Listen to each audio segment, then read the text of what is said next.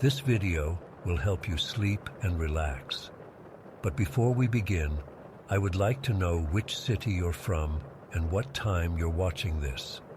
Now, subscribe to the channel, relax, and let's begin. I've been debating for weeks whether to post this. Part of me wants to just forget everything that happened at that recovery center in Hawaii, but I can't sleep properly anymore, and I need to get this out. Maybe someone here has experienced something similar or can explain what I saw. I was 19 when I checked into the eating disorder recovery center on the north shore of Oahu. The facility was this beautiful old plantation-style house that had been converted into a treatment center. From the outside, it looked like paradise. Lush gardens, ocean views, the constant sound of waves hitting the shore. It was supposed to be a place of healing. The first 2 weeks were what you'd expect: group therapy, nutritional counseling, art therapy, and learning to have a healthy relationship with food again. I was assigned to a room with 2 other girls, Emily and Sophia. Our room was on the 2nd floor, facing the ocean. I had the bed closest to the window, which I thought was lucky at the time. I've never been into the paranormal, never had night terrors or hallucinations, no family history of schizophrenia, nothing like that. I'd always been firmly planted in reality, even during the worst of my eating disorder. That's why what happened on my 15th night there shook me so badly. I woke up around 3 in the morning. At first, I thought it was just the usual insomnia that came with recovery, my body adjusting to regular meals again. But then I noticed someone standing in the corner of our room, between the closet and the wall. It was a woman with long black hair that hung down past her waist. She was wearing what looked like a white gown or dress. I couldn't see her face clearly in the darkness, but I could tell she was staring directly at me. The weird thing was, I didn't feel scared right away, just confused. I thought maybe it was one of the other patients sleepwalking or something. "Do you need help?"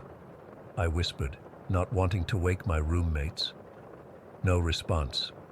She didn't move, didn't speak, just kept staring. I blinked hard, thinking maybe my eyes were playing tricks on me. When I opened them again, she was gone. I chalked it up to being half asleep and eventually drifted off again. The next morning, the encounter felt more disturbing in the light of day. I mentioned it casually at breakfast, trying to make it sound like no big deal. "Hey, did anyone wander into our room last night? I thought I saw someone standing in the corner."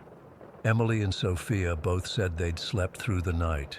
No one had gotten up, but Lana, a girl from the room across the hall, froze with her spoon halfway to her mouth. "What did she look like?" Lana asked, her voice suddenly tight. When I described the woman, Lana's face went pale. She put down her spoon and pushed her breakfast away. "I saw her too, 3 months ago. I was in your bed before you came." My stomach dropped. "What do you mean?" "The woman with the black hair, standing in that exact corner. I thought I was hallucinating because of my meds." That's when one of the staff members, Kai, who'd been listening nearby, came over. He hesitated before speaking. There was another patient before Lana who reported something similar, same description, same corner, same bed. The conversation spread quickly through the center. Most of the staff tried to downplay it, suggesting it was just sleep paralysis or medication side effects. But a few of the older Hawaiian staff members exchanged glances I couldn't interpret. Later that day, I overheard 2 staff members talking in hushed tones about the energy in that room. When they realized I was listening, they quickly changed the subject. That evening, the head nurse, Makani, came to our room with a bundle of sage. She was an older Hawaiian woman who'd worked at the center since it opened. "Just a cleansing ritual," she explained as she lit the sage and walked around the room, paying special attention to the corner where I'd seen the woman. "Sometimes old places hold on to energies. Nothing to worry about." But the way her eyes kept darting to that corner told me she was more concerned than she let on. The sage burning seemed to work. For a few weeks, nothing happened. I started to believe maybe it had been my imagination after all. I was making progress with my recovery, gaining healthy weight, and starting to feel more like myself again. Then, exactly 1 month after the first incident, it happened. I was having trouble sleeping again. It was around 2 in the morning and I was just lying there, listening to Emily and Sophia breathing. The moonlight was casting weird shadows on the wall and I was trying to distract myself by counting backward from 1,000. That's when I noticed something moving on the wall across from my bed. At first I thought it was just a shadow from the tree outside our window, but then I realized the movement was too deliberate. Something was crawling across our wall. It was about the size of a medium dog, but it wasn't a dog. It wasn't anything I'd ever seen before. It had a humanoid body, naked and hairless, with grayish skin that looked slick in the moonlight. But instead of normal limbs, it had multiple human arms positioned around its torso like spider legs, each one ending in long, bony fingers that it used to grip the wall. Its head was too large for its body, round with no visible neck, and its eyes, God, its eyes were small and beady but unmistakably aware. They fixed on me with such malevolence that I felt physically ill. The way it moved was wrong. Each limb working independently, carrying it across the wall in a jerky, uncoordinated way that defied normal biomechanics. It was climbing toward the ceiling, directly above my bed. I tried to scream, but no sound came out. I was frozen, watching as it positioned itself above me, those beady eyes never leaving mine. When I finally found my voice, the scream that tore from my throat was so raw and primal that it jolted Emily and Sophia awake immediately. They started screaming too when they saw the state I was in, hyperventilating, pointing at the ceiling, tears streaming down my face. In my panic to get away, I fell out of bed, knocking over my nightstand. My meditation tablet went skidding across the floor. By the time I looked back at the ceiling, the thing was gone. The night nurse, Alani, came running in. I'll never forget the look on her face when she saw me on the floor. It wasn't just concern, it was fear, like she knew exactly what had happened. It was on the ceiling, I kept saying.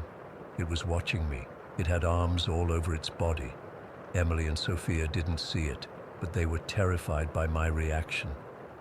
Emily started crying, saying she wanted to switch rooms. Sophia just sat on her bed, hugging her knees to her chest, staring at the spot on the ceiling where I'd pointed. Alani helped me back into bed and stayed with us until morning. She didn't dismiss what I'd seen or try to explain it away. She just kept glancing nervously at the ceiling and walls. The next day, everything changed. Half the patients requested room changes, not just my roommates, others too. Apparently, I'd been talking in my sleep for weeks, saying things that made no sense, things in languages I don't speak. The staff called an emergency meeting. They told us the center was built on land that had once been sacred to native Hawaiians. They admitted there had been incidents before, but nothing this extreme. They moved me to a different room that day, burned sage throughout the entire facility, brought in a Hawaiian elder to perform some kind of blessing ceremony, but it was too late for me. I couldn't sleep anymore. Every time I closed my eyes, I saw that thing on the wall, its beady eyes locked on mine, its multiple arms reaching for me. 2 weeks later, I was discharged, having made enough progress with my eating disorder to continue outpatient treatment. I was relieved to leave, but also terrified of what I was taking with me, the memory of what I'd seen. It's been 6 months since I left Hawaii. I'm doing better with my eating disorder, but I still sleep with the lights on, still wake up in the middle of the night, convinced something is crawling across my ceiling. I've tried researching Hawaiian mythology, looking for anything that matches what I saw. The closest I've found are stories about night marchers, the ghosts of ancient Hawaiian warriors, but nothing about spider-like creatures with multiple arms. Last week I got an email from Sophia. She's still at the center. She said they've closed off our old room completely. No one will tell her why, but she overheard staff saying something about structural issues that need addressing. I know it wasn't structural issues. I know what I saw was real. Sometimes I wonder if that recovery center was built on ground that harbored entities far more ancient and dangerous than anyone realized. If the place meant to heal our bodies, somehow opened us up to things beyond our understanding. I'm still trying to make sense of what happened, still trying to convince myself it was just stress or medication or the side effects of recovery. But deep down, I know better. Whatever I saw in that room is still there, still climbing those walls at night, still watching with those beady, knowing eyes. And sometimes, in the moments between waking and sleep, I swear I can feel something climbing onto my bed, its weight shifting the mattress as multiple limbs position themselves around me. Story 2. I still can't believe I'm writing this. Even after all these years, my palms get sweaty just thinking about my Aunt Agnes's place. I've tried to explain what happened there to friends, but I always end up sounding crazy. I figured maybe putting it all down might help me process it, and maybe someone else out there has experienced something similar. My Aunt Agnes lived in this massive old mansion in rural England, about 3 hours from London. It was the kind of place you'd see in those period dramas, all stone and ivy with lots of land around it. My mom and I would visit every summer when I was growing up, and later I'd go on my own when I was in college. The place had been in our family for generations, and Agnes had lived there her entire life. From the moment you turned onto the long gravel driveway, something felt off, like the air got thicker somehow. The first time I visited when I was 7, I remember asking my mom if it was going to storm because the air felt so heavy. She just squeezed my hand and said no, it was just Agnes's house being Agnes's house. The mansion itself was beautiful in that old, slightly decaying way. Lots of dark wood, faded wallpaper, antique furniture that no one ever sat on, but it never felt welcoming. Even on the brightest summer day, it felt like the sun couldn't quite penetrate through the windows properly. The thing about the place that still gives me nightmares was the footsteps. The entire property had these gravel pathways connecting the main house to various outbuildings. A carriage house, an old greenhouse, a small chapel. Whenever you walked on these paths, you'd hear another set of footsteps behind you, exactly matching your pace. If you sped up, they'd speed up. If you slowed down, they'd slow down. If you stopped completely, they'd stop too, but only after one more crunch of gravel, like whatever was following you had taken one extra step before realizing you'd stopped. I first noticed it when I was about 9. I thought it was my mom following me to the greenhouse where I liked to look at the old gardening tools. I turned around, but no one was there, just the empty path behind me. When I turned back and started walking again, the footsteps resumed. I ran all the way back to the house that day. When I told my mom, she got this strange look on her face and said, "Yes, that happens here. Not, you're imagining things, or it's just an echo. Just a simple acknowledgement that, yes, invisible things followed you around Agnes's estate." The outbuildings were another level of creepy. Every single window looked pitch black from the outside, no matter what time of day it was or if there were lights on inside. It was like looking into empty space. Sometimes, if you stared long enough, you'd catch glimpses of movement in that darkness, shadows shifting or what looked like a figure passing by.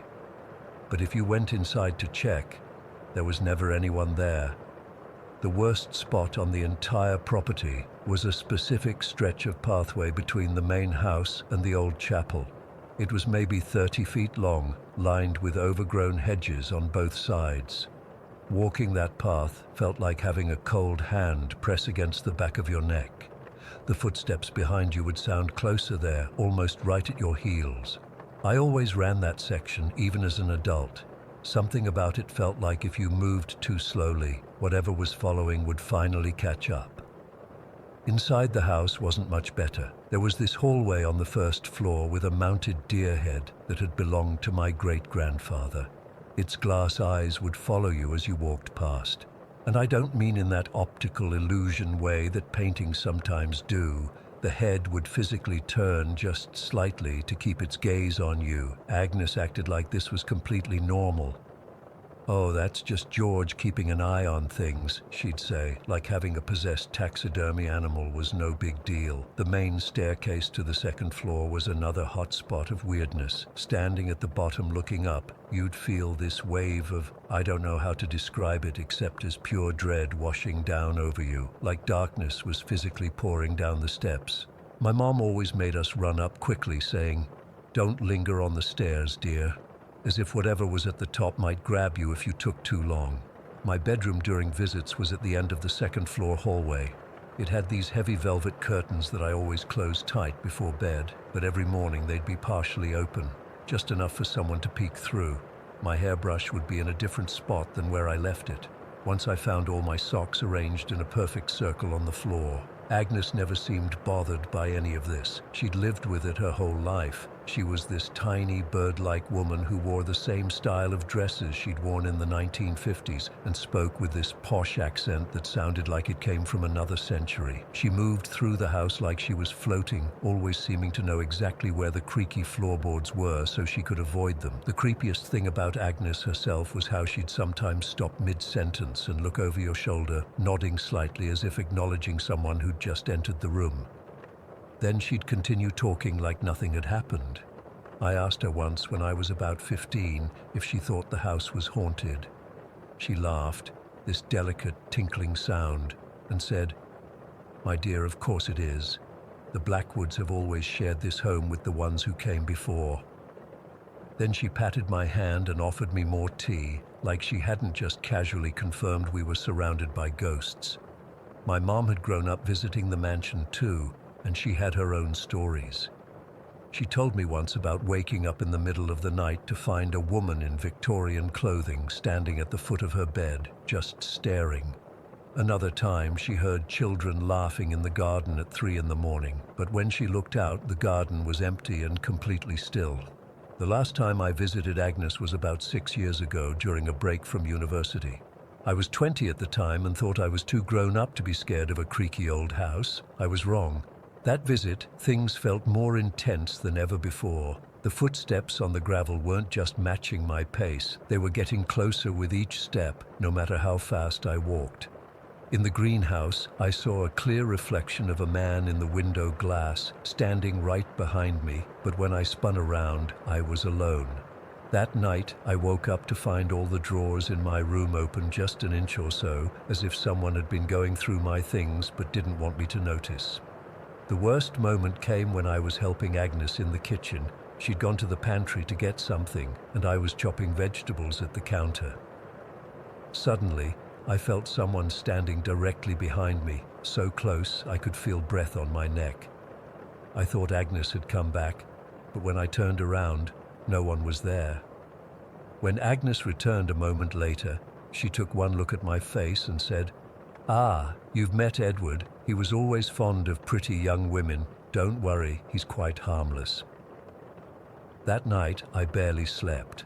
The footsteps in the hallway outside my room never stopped, pacing back and forth until dawn. Something kept tugging at my blankets, and twice I felt the mattress sink as if someone had sat down on the edge of the bed.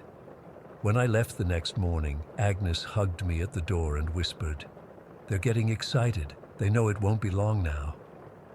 I had no idea what she meant, but something in her voice made my skin crawl. Agnes died 3 months later. My mom and I went back for the funeral, dreading having to spend even one more night in that house. We arrived the day before the service and braced ourselves for the usual onslaught of weirdness.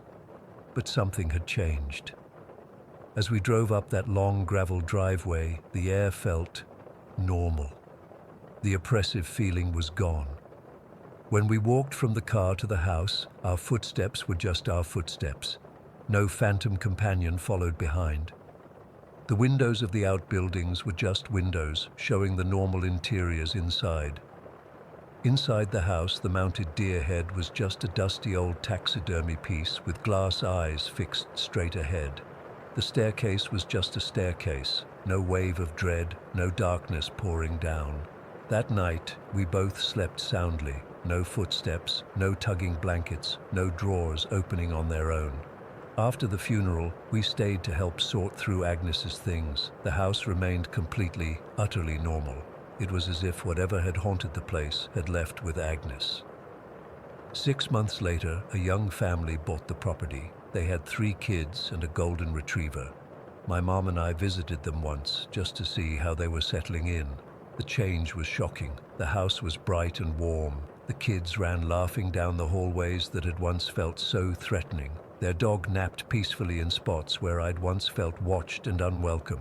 The mother told us how much they loved the amazing energy of the old place. It's been 5 years now, and from what I hear, they're still living there happily. No footsteps follow them on the gravel paths. No windows look unnaturally dark. No mounted deer head watches them pass. My mom has a theory that makes as much sense as anything else. She thinks Agnes's ancestors, generations of Blackwoods who'd lived and died in that house, had been waiting for her. That they stayed, lingering in that space between worlds until the last of their line was ready to join them. And when Agnes finally passed, they all moved on together, finding whatever peace had eluded them for so long. I don't know if that's true. All I know is that for over 60 years, that mansion was one of the most haunted places I've ever heard of, and then suddenly, it wasn't.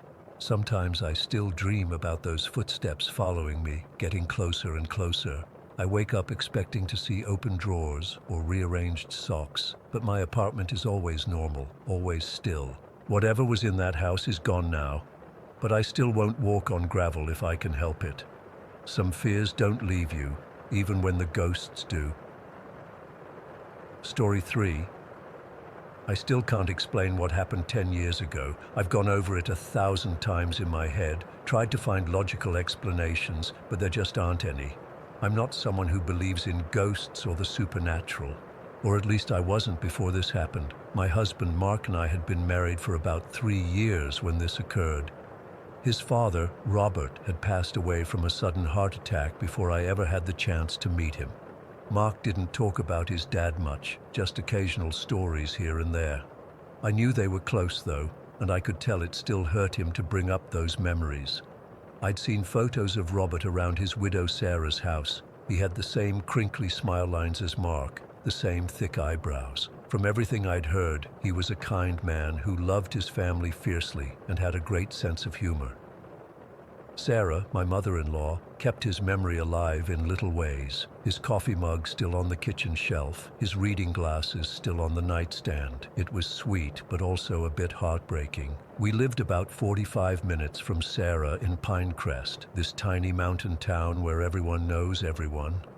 The kind of place where the grocery store doubles as the town gossip hub and you can't sneeze without 3 neighbors calling to ask if you need soup.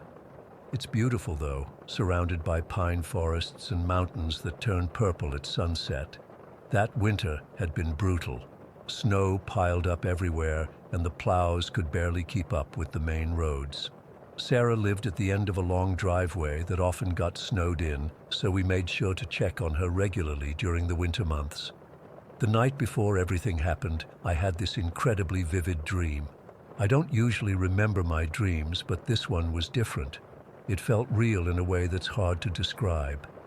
In the dream, I was sitting in Sarah's living room, but it wasn't just us. There were other people there I didn't recognize, and we were passing around this strange, smoking bowl. The smoke didn't smell like anything I recognized, sort of sweet but also earthy. And then, in the corner of the room, I saw a man I immediately knew was Robert, even though I'd never met him. He looked exactly like his photos, but somehow more present, more alive. He was wearing a red flannel shirt and had this gentle expression as he watched everyone in the room.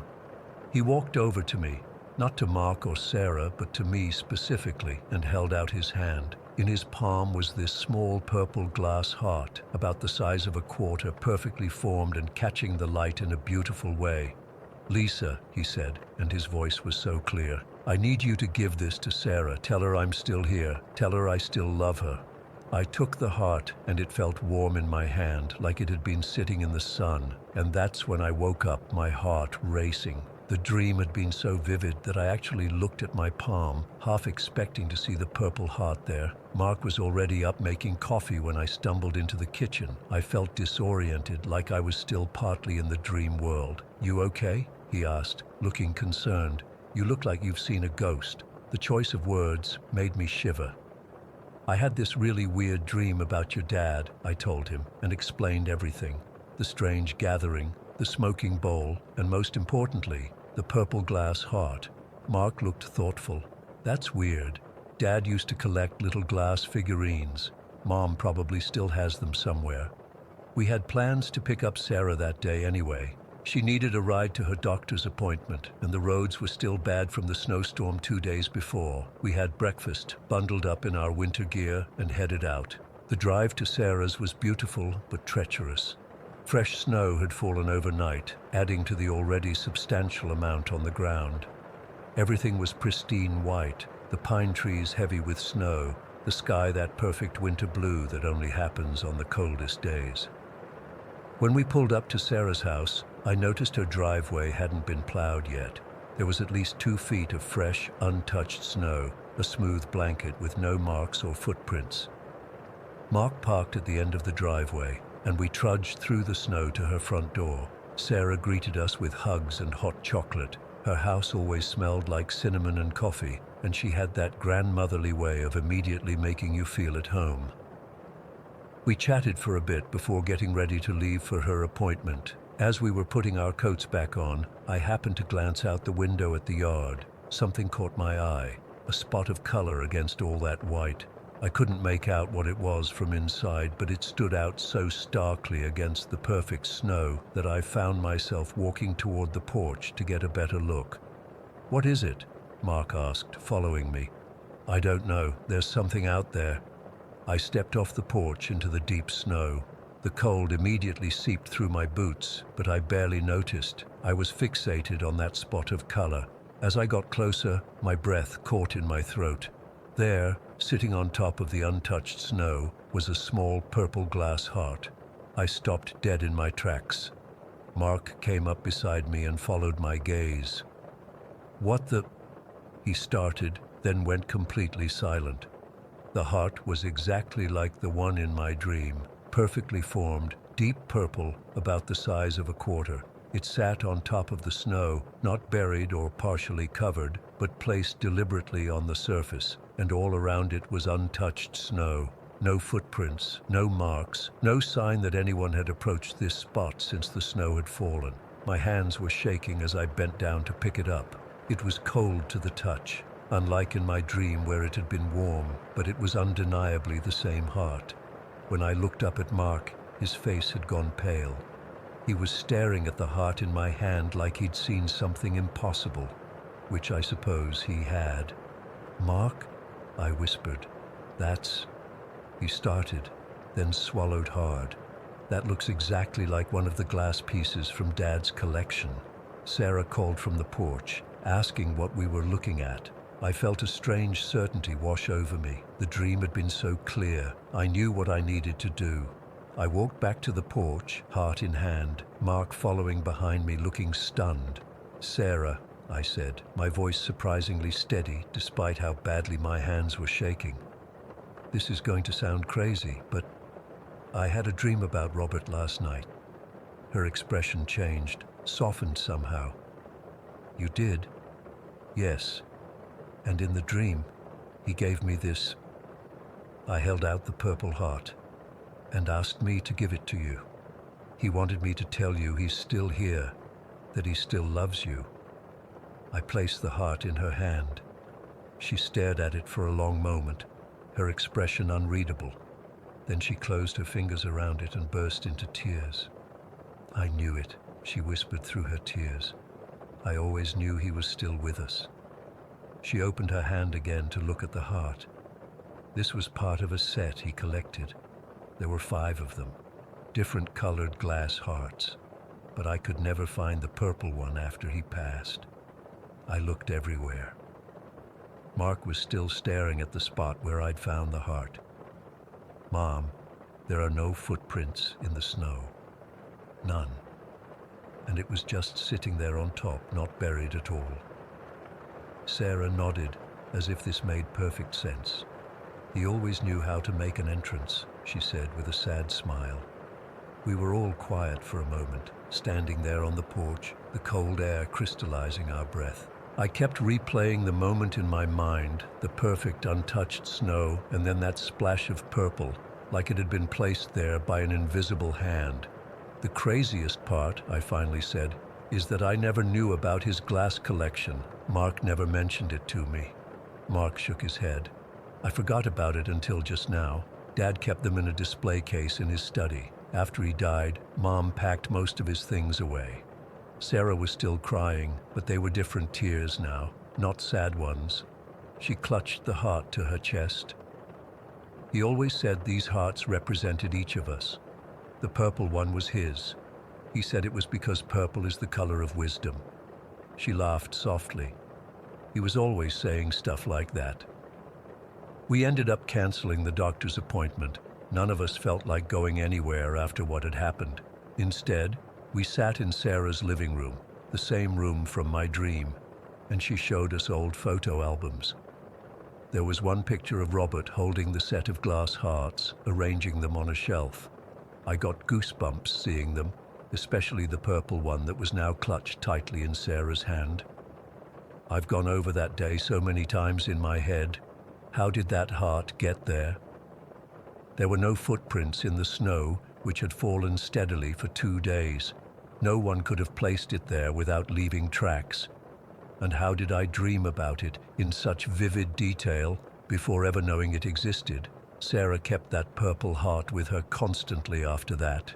She had a small velvet pouch made for it and carried it in her wallet. When we'd visit, she'd sometimes take it out and hold it, especially when she was talking about Robert. It became her most treasured possession. When Sarah passed away 5 years after that incident, we found the heart still in her wallet. It was the only thing she had with her in the hospital at the end. Mark and I decided to bury it with her, placing it in her hands before they closed the casket. I've never experienced anything like that before or since. I'm still not sure what I believe about the afterlife or supernatural occurrences, but I know what I saw that day. A small purple glass heart sitting impossibly on untouched snow, connecting 3 people across whatever boundary separates this world from the next. Sometimes I dream about Robert still, though never as vividly as that first time. In these dreams, he's always smiling, always watching over all of us. And I wake up feeling like somehow, in some way I can't understand, he really is. Story 4. I've never been the type to believe in ghosts or spirits or any of that supernatural crap. Growing up in Mistwater, you hear all the local legends, fishermen seeing mermaids, lights hovering over the bay, that kind of stuff. I always chalked it up to people being drunk or looking for attention. Even after everything I've been through with drugs and the crazy shit I've seen while high, I've always been able to rationalize it, except for what happened 5 years ago. I still can't explain it, and trust me, I've tried. For context, I had been an opiate addict for almost 7 years. Started with a prescription for Vicodin after I messed up my back working on a fishing boat. You know how the story goes. Pills led to more pills, then to harder stuff. I'd tried to get clean 4 times before, but this time was different. I was 29, living in my mom's garage, and had lost everything. My girlfriend, my job at the docks, my car, my self-respect. I was done. Coming off opiates is absolute hell. Anyone who's been through it knows what I'm talking about. The first 3 days were the worst. Sweating, shaking, puking, shitting myself. Couldn't keep anything down. My skin felt like it was crawling with ants. My legs kept jerking and kicking involuntarily. I couldn't get comfortable no matter what position I was in. Every joint in my body ached like I was being crushed. But the worst part was the mental stuff. I was crying over everything. I mean, full-on sobbing, snot running down my face, over stupid shit like dropping a spoon or seeing a sad commercial. I couldn't sleep at all, not even for 5 minutes. I was so exhausted I could barely form sentences, but my body just wouldn't shut down. By day 5 of withdrawal, I was desperate. I hadn't slept in almost 120 hours. I was hallucinating from sleep deprivation, seeing shadows moving in the corners of the room, hearing whispers, that kind of thing. But I recognized those for what they were. I've had hallucinations before, both from withdrawal and from taking psychedelics recreationally in my younger days. I know what they look like, how they feel. They're usually dark, threatening, or just weird and nonsensical. That night I took 50 milligrams of Benadryl, hoping it would knock me out. Mom had gone to bed, and the house was quiet, except for the distant sound of waves hitting the shore and the occasional car passing by. It was around midnight, and I was lying in my bed in the converted garage, staring at the ceiling with bloodshot eyes. I had the lights on because the darkness made my anxiety worse. The door was cracked open slightly to let in some air because I was still having hot and cold flashes. I remember checking my phone, seeing it was 12:22, and putting it back on the nightstand. I was so tired but still couldn't fall asleep. My mind was racing, thinking about all the years I'd wasted, all the people I'd hurt, all the opportunities I'd missed because I was chasing a high. I started crying again, feeling this overwhelming sense of regret and self-hatred. I was a 30-year-old loser living in my mom's garage, my body breaking down from years of abuse. What kind of future did I even have left? That's when I saw it. At first, I thought it was just another hallucination from the sleep deprivation. A vivid blue light, like an electric blue ribbon, appeared near the ceiling in the corner of the room. It was maybe the thickness of my thumb, glowing bright enough to cast a subtle blue tint on the white ceiling, but not bright enough to illuminate the whole room. The blue was so vibrant, so alive, not like any hallucination I'd ever experienced before. I blinked hard a few times, expecting it to disappear, but it didn't. Instead, it started moving. The blue light ribbon began slithering across the ceiling, moving in these smooth, fluid motions like a snake swimming through water. It wasn't jagged or erratic like most hallucinations are. It moved with purpose, with intelligence. I sat up in bed, heart pounding, watching as it made its way toward me. Here's the weird thing. I wasn't scared, not at all. And that's unusual for me during withdrawal because everything triggers anxiety. But as this blue light approached, I felt this strange calm starting to spread through my body. The ribbon of light stopped directly above me, maybe 6 feet over my head, and began moving in a slow, deliberate circle. As it circled, the blue seemed to intensify, becoming almost electric in its brightness. But it didn't hurt my eyes to look at it. It was beautiful in a way I can't really describe. And then the feeling hit me. It was like being submerged in warm water after being freezing cold for days. This profound sense of peace washed over me, starting from my head and flowing down through my whole body. My muscles, which had been tight and aching for days, suddenly relaxed. The constant knot in my stomach loosened. The chattering in my brain, all the self-loathing thoughts, the cravings, the anxiety, just quieted. For the first time in years, maybe since before I started using, I felt completely at peace. Not high, not numb, but genuinely at peace. It was like something was telling me, it's going to be okay. You're going to make it through this. I wasn't crying anymore. I just lay there watching this blue light circle above me, feeling this incredible serenity. I remember thinking, this can't be a hallucination. I'd had plenty of hallucinations before, and none of them ever made me feel better. They always made me feel worse, paranoid, scared, confused, but this was different. This felt real in a way I can't explain. The light continued to circle for what felt like maybe 10 or 15 minutes. I couldn't take my eyes off it. I didn't want to. There was something mesmerizing about its movement, something almost, I don't know, intelligent? Like it was conscious, aware of me. At one point I actually whispered, "What are you?" Not out of fear, but curiosity. The blue ribbon didn't respond, of course, but it did change its pattern slightly, moving in a figure 8 for a few moments before returning to its circular motion. I don't remember falling asleep. I just remember watching the blue light, feeling that incredible peace, and then nothing. When I woke up the next morning, it was gone. But I had slept for almost 11 hours, the first real sleep I'd had in almost a week. Here's what makes me question everything about this experience. The withdrawal symptoms were significantly better that day. Not gone completely, but noticeably improved. The crippling anxiety that had been crushing me was reduced to a manageable level. I could eat a little, Keep food down. The muscle aches were less intense. I still had a long road ahead, but it was like I'd turned a corner. I've tried to rationalize what happened that night so many times over the years. The most obvious explanation is that it was just a particularly vivid hallucination, combined with the Benadryl finally kicking in. But that doesn't explain why it felt so different from any hallucination I'd ever experienced before. It doesn't explain the profound sense of peace it brought me. Hallucinations from withdrawal or sleep deprivation are typically threatening or disturbing, not comforting. Could it have been some kind of weird electrical phenomenon? Maybe, but there weren't any storms that night, and the light moved with such purpose, such intelligence. It wasn't random. I've also considered the spiritual explanation, though that's hard for me given how skeptical I am. Was it some kind of guardian angel or spirit guide, a manifestation of my subconscious trying to heal itself? I honestly don't know. What I do know is that I've been clean for 5 years now. I got my shit together after that night, moved out of Mom's garage, got a job at the marina, eventually became a manager there. I'm in a relationship with someone who knows my past, but loves me anyway. Life isn't perfect, but it's so much better than I ever thought it could be again. I've never seen the blue light again, despite going through some really tough times in early recovery, when I could have used that sense of peace. Whatever it was, it showed up when I was at my absolute lowest, when I was questioning whether I even wanted to continue living, if living meant feeling the way I felt.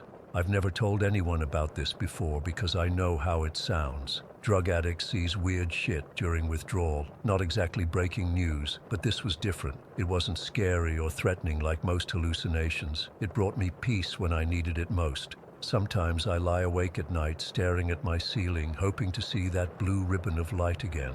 Not because I need it now, but because I want to understand what happened. Was it just my brain short-circuiting from exhaustion and chemicals, or was it something more? I'm still skeptical about supernatural stuff. I still roll my eyes at the local legends about ghosts and sea spirits. But that blue light, that's the one thing in my life I can't explain away. It's the one experience that makes me wonder if there's more out there than what we can rationally understand. And honestly, I kind of hope there is. Story 5. I've been hesitating to write this down for weeks now, but I need to get it off my chest. Maybe someone here has experienced something similar and can help me make sense of it. This happened about a month ago, and I still get chills thinking about it. My friend Melissa has this gorgeous penthouse apartment in downtown Chicago. It's in one of those renovated historic buildings. You know, the kind with those impossibly high ceilings, ornate wooden trim everywhere, and plaster walls that are probably a foot thick. She's always been proud of finding such an amazing place, especially since she lives there alone and got it for a surprisingly reasonable price. First red flag, I guess. I've always felt a bit weird in her apartment, though I never said anything. It's beautiful, but there's this stillness to it. Sound travels strangely there. Sometimes voices echo when they shouldn't, and other times it's like words get swallowed up. I always chalked it up to the unusual architecture and tried not to think about it. That night, I went over for our usual Friday get-together. We do this thing where we order takeout, drink wine, and just catch up. I got there around 8 in the evening, and everything started out totally normal. We ordered Thai food, opened a bottle of red, and sat in her living room talking about work drama, dating disasters, all the usual stuff. Melissa had recently gone through a bad breakup, so we spent a lot of time dissecting that situation. Then she started asking me about how I stay so positive despite all the crap life throws at me. I've been a Christian since I was young, and my faith is a huge part of my life, but I don't usually bring it up unless someone asks. Since she seemed genuinely curious, I opened up about it. As the night went on and we finished the bottle of wine, our conversation got deeper. I remember looking at my phone at one point and seeing it was just past midnight. The city lights were twinkling through her floor-to-ceiling windows, and that magical late-night vibe had set in where conversations get real and time seems to slow down. Melissa started asking me about the more supernatural aspects of faith. She knew I believed in angels, but she was curious about the darker stuff too. demons, possession, that kind of thing. I don't normally like talking about this stuff, especially late at night, but she seemed so interested. I explained how I believe there's a whole spiritual world alongside ours that we can't see, and sometimes these entities can interact with our world. So do you think demons can, mess with people in their sleep? She asked. My cousin swears she gets sleep paralysis because something's in her apartment. I told her that yes, I did think negative entities could cause those kinds of disturbances. I started explaining about spiritual protection, how important it is to be mindful about what energies you invite into your space. I was in the middle of saying something like, demons don't want to be recognized or called out. They prefer to operate in secret. That's when it happened. There was this loud thud that made us both jump. A book had fallen from the top shelf of her massive bookcase across the room. Not just fallen, it had launched itself with enough force to land about a meter away from the bookcase on the hardwood floor. We both stared at it, then at each other. My heart was pounding. It was one of her art books, heavy and oversized, and it had been stable on that shelf for ages, according to her. There was no draft, no open window, no logical explanation for why it would suddenly fly off the shelf at that exact moment. That was weird timing, Melissa said, trying to laugh it off, but I could hear the tremor in her voice. I tried to stay calm, even though my skin was crawling. This is actually typical, I said, trying to sound matter-of-fact rather than terrified. When you talk about these entities, they sometimes make their presence known. They don't like being discussed. I suggested we just continue our conversation normally, not giving whatever it was the satisfaction of scaring us. So we tried. Melissa refilled our wine glasses with shaky hands, and we deliberately shifted to talking about a new restaurant that had opened downtown. But there was this new tension in the air. The comfortable vibe from earlier was completely gone. The apartment felt different now. The silence between our words seemed heavier, more intentional, like something was listening. I kept glancing at the bookshelf, expecting to see movement. The high ceilings that had once seemed elegant now just made me feel exposed, like we were being watched from above. We managed to talk somewhat normally for about 20 minutes, though neither of us could fully relax. I remember checking my phone. It was exactly 1:20 in the morning when the second incident happened. We had drifted back to the topic of spirituality, but more generally this time, I was telling Melissa about a retreat I'd attended last summer. Mid-sentence, another book flew off the shelf. Not fell, flew.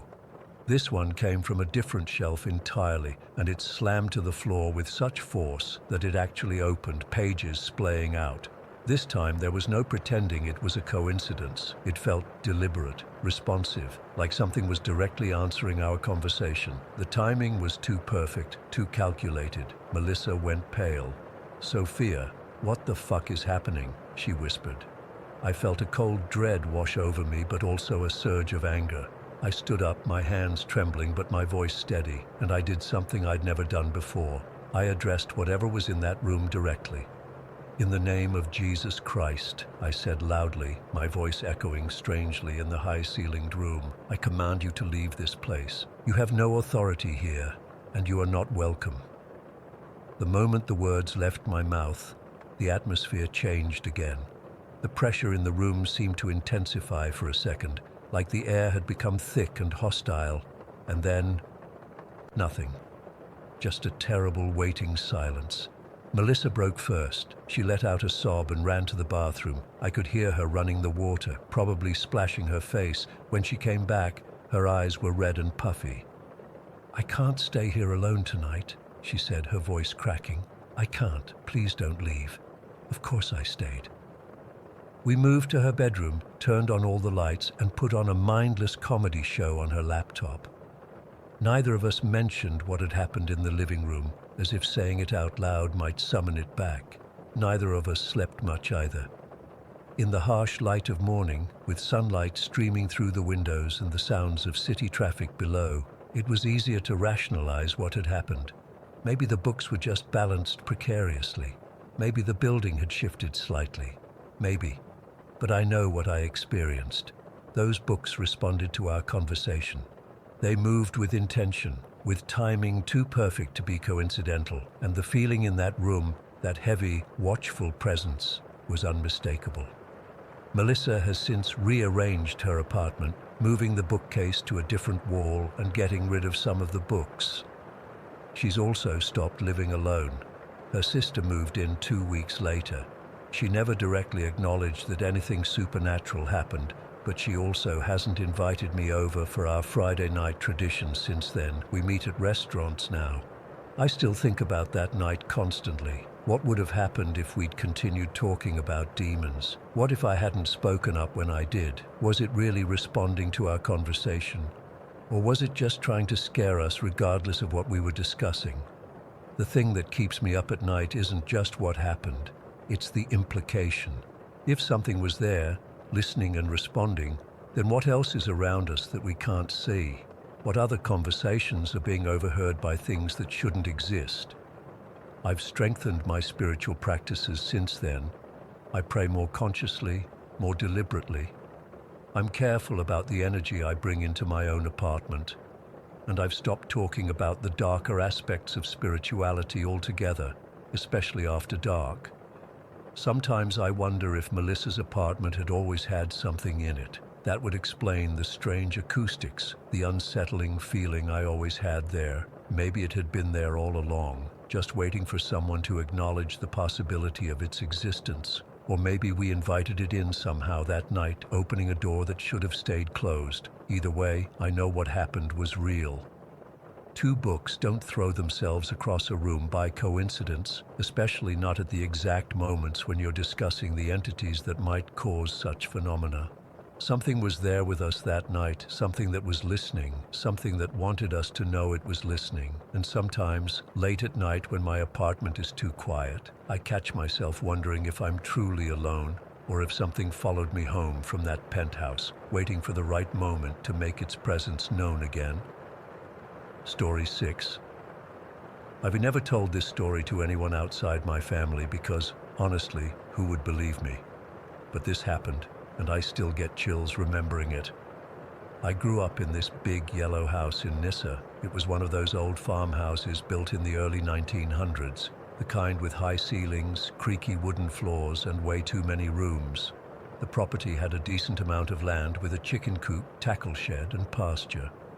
When we first moved in, my aunt and her kids lived with us too, but they moved out about 6 months before everything went completely sideways. My mom always loved the house, saying it had character. What she called character, I called creepy. Even before the incident, things were off. You'd hear footsteps upstairs when everyone was downstairs. Sometimes I'd wake up at night to what sounded like whispered conversations coming from the hallway. But when I'd check, there was no one there. My brothers thought I was just being dramatic, and my mom would roll her eyes whenever I mentioned anything. After my aunt moved out, my parents decided to rent out some of the extra space. This guy named Mike took the basement room, and this woman, Heather, rented the old guest house and brought her horses to keep in our pasture. That's when things started getting really weird. Mike barely lasted 3 weeks. I'd see him coming up from the basement at weird hours looking exhausted. One morning while I was getting ready for school, I overheard him telling my dad that he kept hearing voices down there, like someone was standing right next to his bed whispering. He said he'd seen shadow people moving around his room at night. My dad laughed it off, told him old houses make strange noises. Mike moved out the next day. Heather stuck around longer, but she mentioned strange stuff too. She told my mom that when she'd go into the tackle shed, she'd hear someone call her name. At first, she thought it was one of us kids playing tricks, but it happened even when we weren't home. Her horses were acting weird too. They'd get spooked by nothing, refusing to go to certain parts of the pasture, eyes wide like they were seeing something we couldn't. But I didn't really take any of it seriously until what happened to me that spring day. It was a Saturday in April, unseasonably warm. Mom and Dad were both at work, and my brothers were inside playing video games. I went out to collect eggs from the chicken coop like I did every morning. Our dog Beggar followed me out, this skinny, timid mutt who normally wouldn't hurt a fly. He was always my shadow, especially outdoors. The chicken coop was about 70 yards from the house, past the tackle shed and near the edge of the property where it met the tree line. I remember the air felt different that day, heavier somehow, like right before a thunderstorm, but the sky was perfectly clear. I was halfway done collecting eggs when I heard someone call my name. It sounded exactly like my mom's voice. "Sweetie, can you come here a minute?" I straightened up, confused. Mom shouldn't be home for hours. I looked toward the house but didn't see anyone. "Mom?" I called back. No answer. I figured maybe she'd come home early and gone back inside. I kept collecting eggs, thinking I'd check when I was done. A few minutes later, I heard it again. "Honey, I need your help with something." It was definitely my mom's voice, but it was coming from somewhere behind me, near the tree line. I turned around, scanning the property. No one was there. That's when I noticed Beggar's behavior had changed. He was standing rigid, staring toward the pasture, his hackles slightly raised. Beggar was such a wimp of a dog that seeing him on alert immediately made my stomach knot up. "Mom!" I called again, louder this time. Beggar started to growl, a low warning sound I'd never heard him make before. His tail was straight out, his body tense. I was getting freaked out now. I put down my egg basket and walked a few steps toward where the voice had come from. "Who's there?" I called, trying to sound braver than I felt. "Sweetie, please come here. I need you." My mom's voice again, but it was closer now, maybe 30 feet away, still invisible. That's when Beggar went into full protection mode. His growl deepened, and he moved in front of me, facing whatever was out there that I couldn't see. His fur was standing straight up now, and then, this is the part that still makes my skin crawl, the voice changed location completely. It came from directly above me, from the roof of the chicken coop. "Why won't you come to me?" It still sounded like my mom, but wrong somehow, like someone doing an impression that wasn't quite right. Beggar spun around, facing the coop now, and started barking furiously, lunging forward and then backing up like he couldn't decide whether to attack or run away. I stood frozen, my heart pounding so hard I could feel it in my throat. There was no way anyone could have gotten onto the coop roof without me seeing them. It was only about 8 feet tall with no trees nearby, no ladder. "Who are you?" I managed to ask, my voice shaking. There was silence for a moment, then a giggle. Not my mom's laugh at all, but high-pitched like a child's. But wrong, just wrong in a way I can't really explain. "I've been waiting for you," the voice said, no longer trying to sound like my mom. "I was called for you specifically." The way it said that made my blood run cold. Called for me? What did that mean? That's when I remembered something about my aunt. A few months before she moved out, I'd walked in on her and my cousins using a Ouija board in the basement. They'd slammed the box shut when they saw me and told me to get lost. My aunt never liked me much. She was always making snide comments or forgetting to include me in things she did with her kids and my brothers. Standing there with this thing above me, I suddenly wondered if she'd done something on purpose. My aunt was into all kinds of weird spiritual stuff, always talking about energies and auras. Had she actually called something to our house? Something meant for me. I don't know where I found the courage, but anger suddenly replaced my fear. If my aunt had done this deliberately, I wasn't going to give her the satisfaction. "You need to leave," I said, my voice steadier now. "This is my home, and you're not welcome here." Another giggle, closer now. "Your aunt was right about you. So much energy, so much potential. She said you deserved to be taught a lesson." My hands were shaking, but I held my ground. "If that thing in the cellar can't scare me, what makes you think you can?" I don't know why I said that. We'd always joked about the thing in the cellar because the basement always felt like it had its own presence, but it had never bothered me. It was like challenging one monster with another. There was a hiss of anger from above me. Beggar was going absolutely insane now, barking and jumping up toward the roof. "I'm going inside now," I said, trying to sound confident. "And you're staying out here." I backed away slowly, keeping my eyes on the coop. Though I couldn't see anything up there, I picked up my egg basket, my hands trembling so badly I dropped 2 eggs. As I turned to walk back to the house, I felt something following me.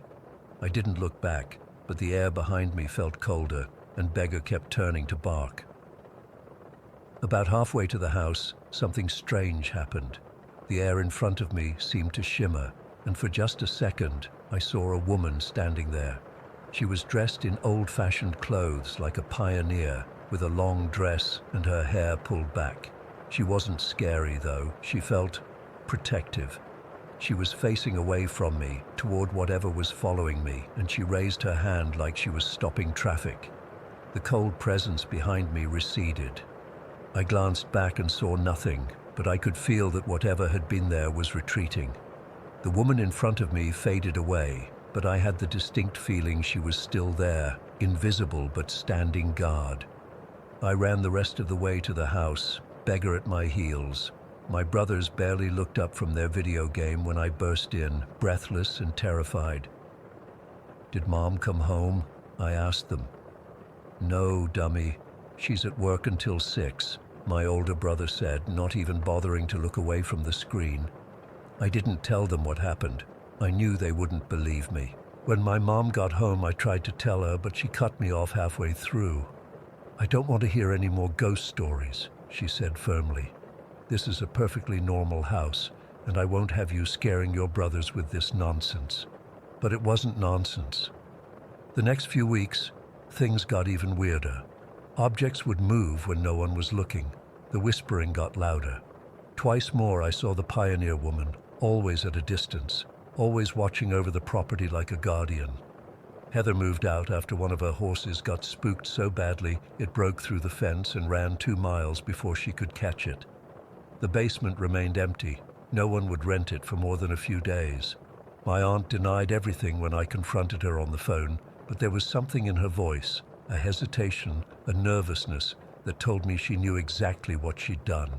We lived in that house for 3 more years, and though I had many more encounters, none were as direct as that day at the chicken coop.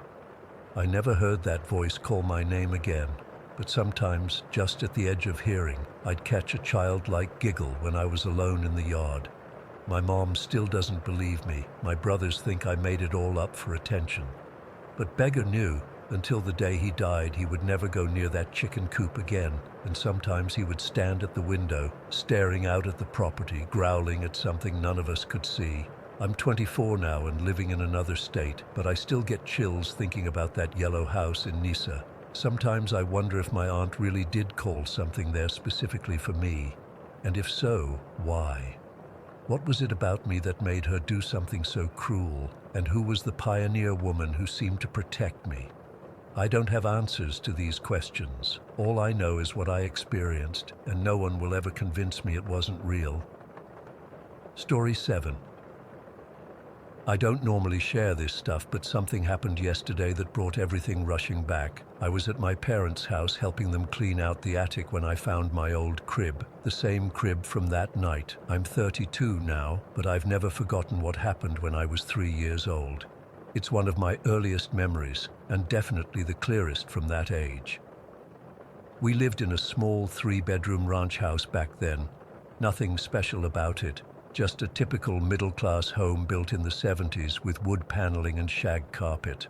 My older brother Jason and I shared a room, but for some reason, that particular night, my crib had been moved into my parents' bedroom. I think I'd been sick earlier that week. Nothing serious, just a cold or something, and they wanted to keep an eye on me. It was a Friday night, and my parents had my grandmother over. I remember this specifically because they were playing Yahtzee in the living room.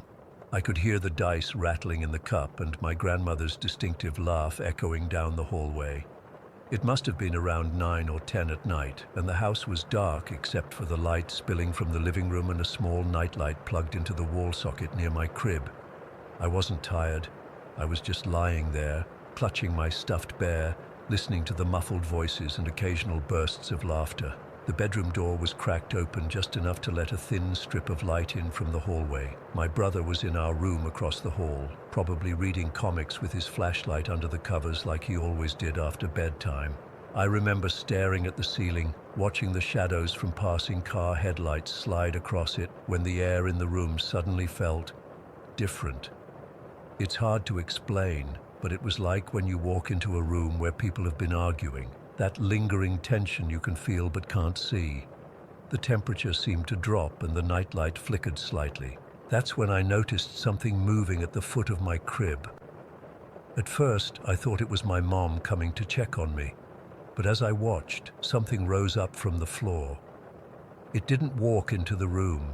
It just appeared, like it had been there all along, hiding in the shadows. It looked like a puppet, one of those marionettes with the strings and everything, except I couldn't see any strings. It was an old man with deeply wrinkled skin that looked like old leather. His face was the worst part. Sagging cheeks, a long pointed nose, and these bushy white eyebrows that seemed to have a life of their own. His mouth was set in this horrible grimace that showed yellowed teeth. He reminded me of those two old critics from the Muppet Show, Statler and Waldorf, but there was nothing funny about him. He was wearing some kind of old-fashioned suit with a bow tie, and his hands, God, his hands were the worst. Long, gnarled fingers that looked like they could wrap around my entire arm.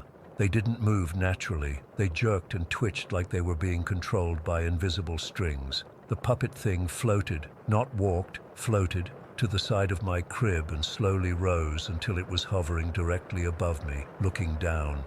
Its head tilted to one side with a mechanical jerk, and its eyes, I'll never forget those eyes. They were glassy and reflective like doll's eyes, but there was something behind them, something looking at me. I was absolutely paralyzed with fear. I couldn't scream or call out to my parents. I just lay there, staring up at this thing as it hovered over me. It didn't make any sound. No breathing, no creaking of joints, nothing. Just silence as it stared down at me with that frozen, menacing expression. After what felt like forever, I managed to pull my blanket over my head. I was shaking so hard the whole crib was rattling, but I didn't dare make a sound.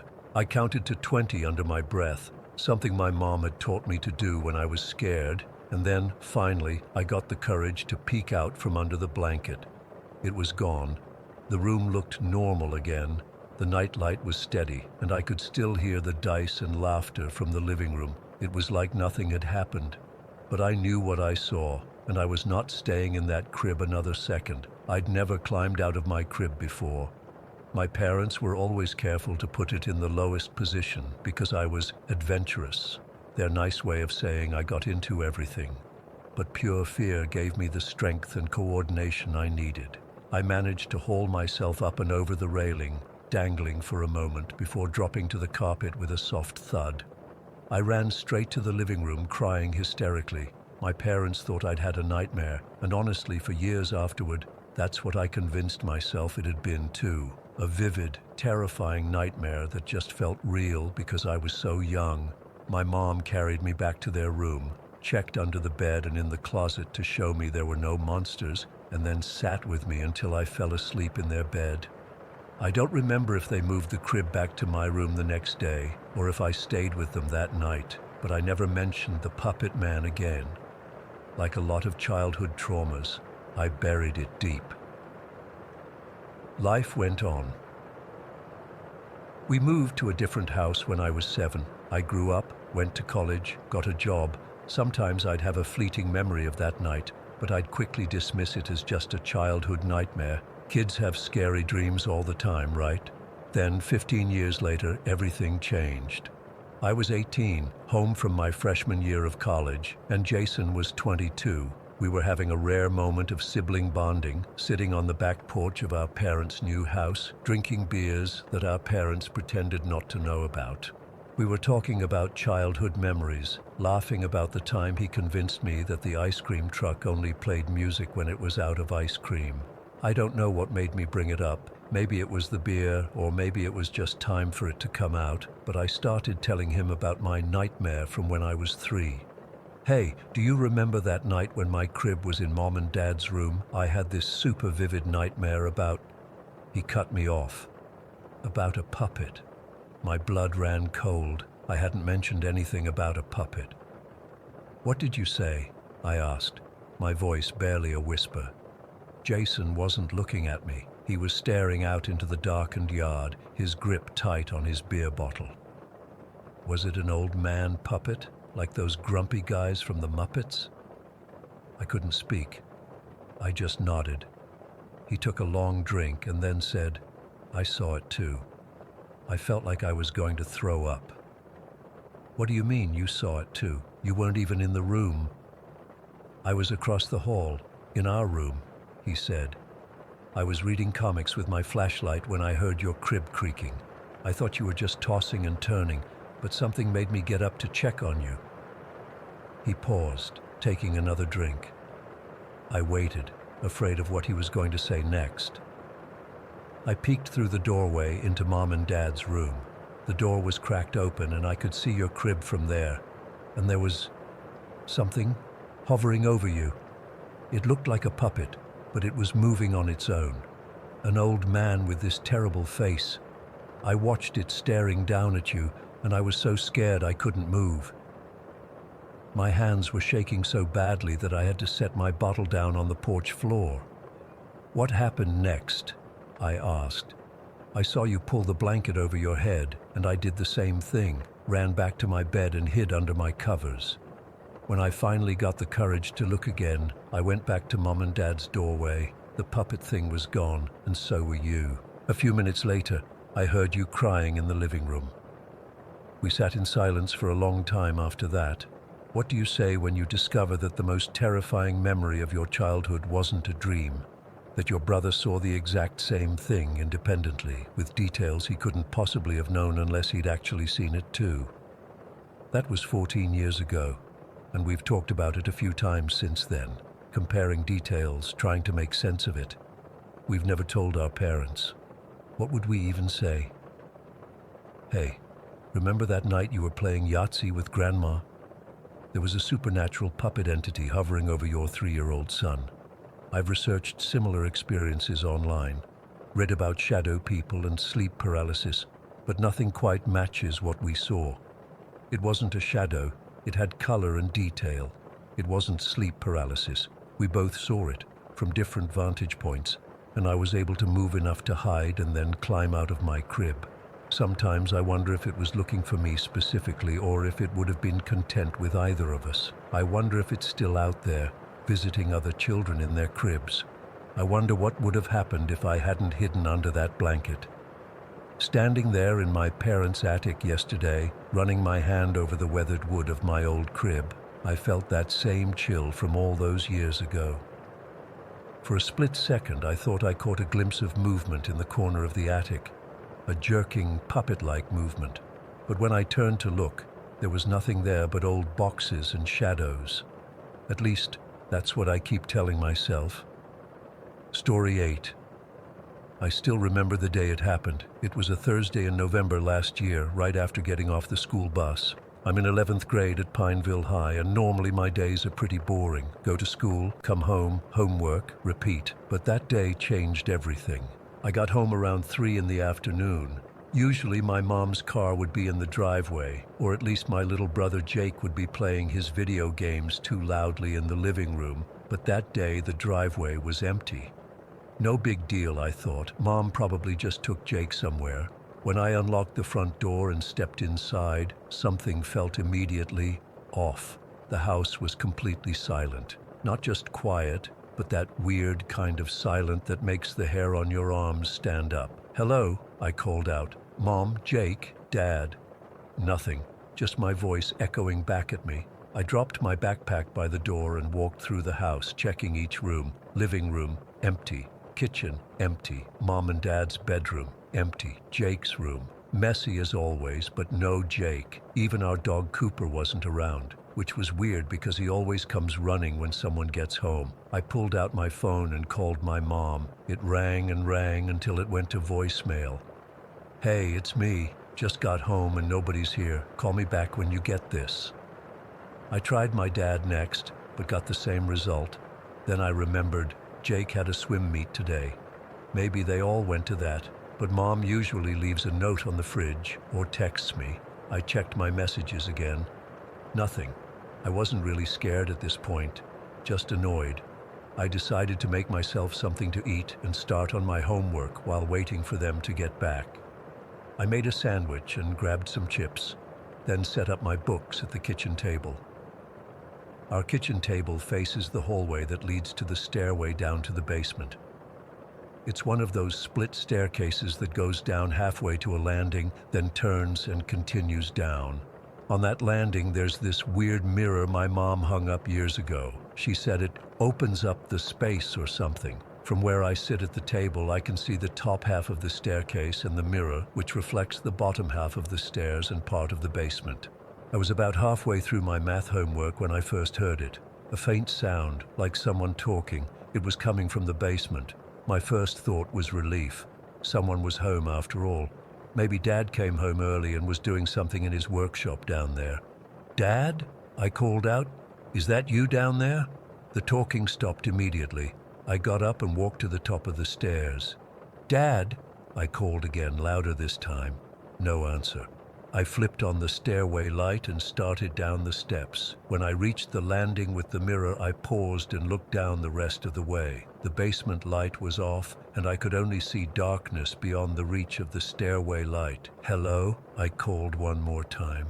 Nothing but silence. I turned on the basement light from the switch on the landing and went down the rest of the way. The basement was completely empty. Dad's workshop area was untouched. The old couch where Jake plays video games was vacant, and the storage area with all our holiday decorations was undisturbed. I checked the small bathroom down there, the closet, even behind the furnace.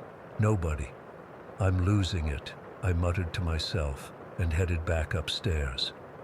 I tried calling Mom again, straight to voicemail. I texted her, "Where is everyone?" hearing weird stuff in the house. I went back to my homework, but I couldn't concentrate. Every few minutes I'd glance up at that mirror on the stairway landing. I kept thinking I was seeing movement in it, but whenever I focused, there was nothing there. After about 20 minutes, I heard it again. That same muffled talking sound, like someone having a conversation but too quiet to make out the words. It was definitely coming from the basement. My heart started pounding. I knew I was alone in the house. I had checked everywhere. "Hello?" I called out, my voice cracking a little. "If someone's down there, this isn't funny." The talking stopped again. I sat frozen at the table, staring at the mirror on the landing.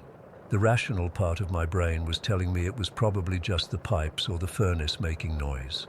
Old houses make weird sounds, right? But another part of me, the part that was making my palms sweat and my mouth go dry, knew this wasn't normal house noise. I decided to call my friend Matt. He lived a few houses down and could come over if I was really freaking out. As I was reaching for my phone, the talking started again. This time it was louder, more distinct. It sounded like a man's voice, but I still couldn't make out the words. It almost sounded like someone was having a phone conversation. I stood up slowly, my eyes fixed on the mirror. In the reflection, I could see the bottom of the stairs and part of the basement floor. There was nobody there, but the voice was getting louder. I backed away from the table, my back pressed against the kitchen counter. My phone was still on the table, and I didn't want to move closer to get it. "Who's there?" I shouted, trying to sound braver than I felt. "This isn't funny. I'm calling the cops." The talking stopped abruptly. The silence that followed was even worse than the mysterious voice. It felt heavy, like the air before a thunderstorm. I stared at the mirror, not blinking, barely breathing. The basement reflected in it looked normal, empty. Then I saw it, a shadow, just a slight darkening in one corner of the basement that was visible in the mirror. It wasn't shaped like anything specific, just a darker patch where there shouldn't be one. I blinked, and it was gone. "I'm just tired," I whispered to myself. "My eyes are playing tricks on me."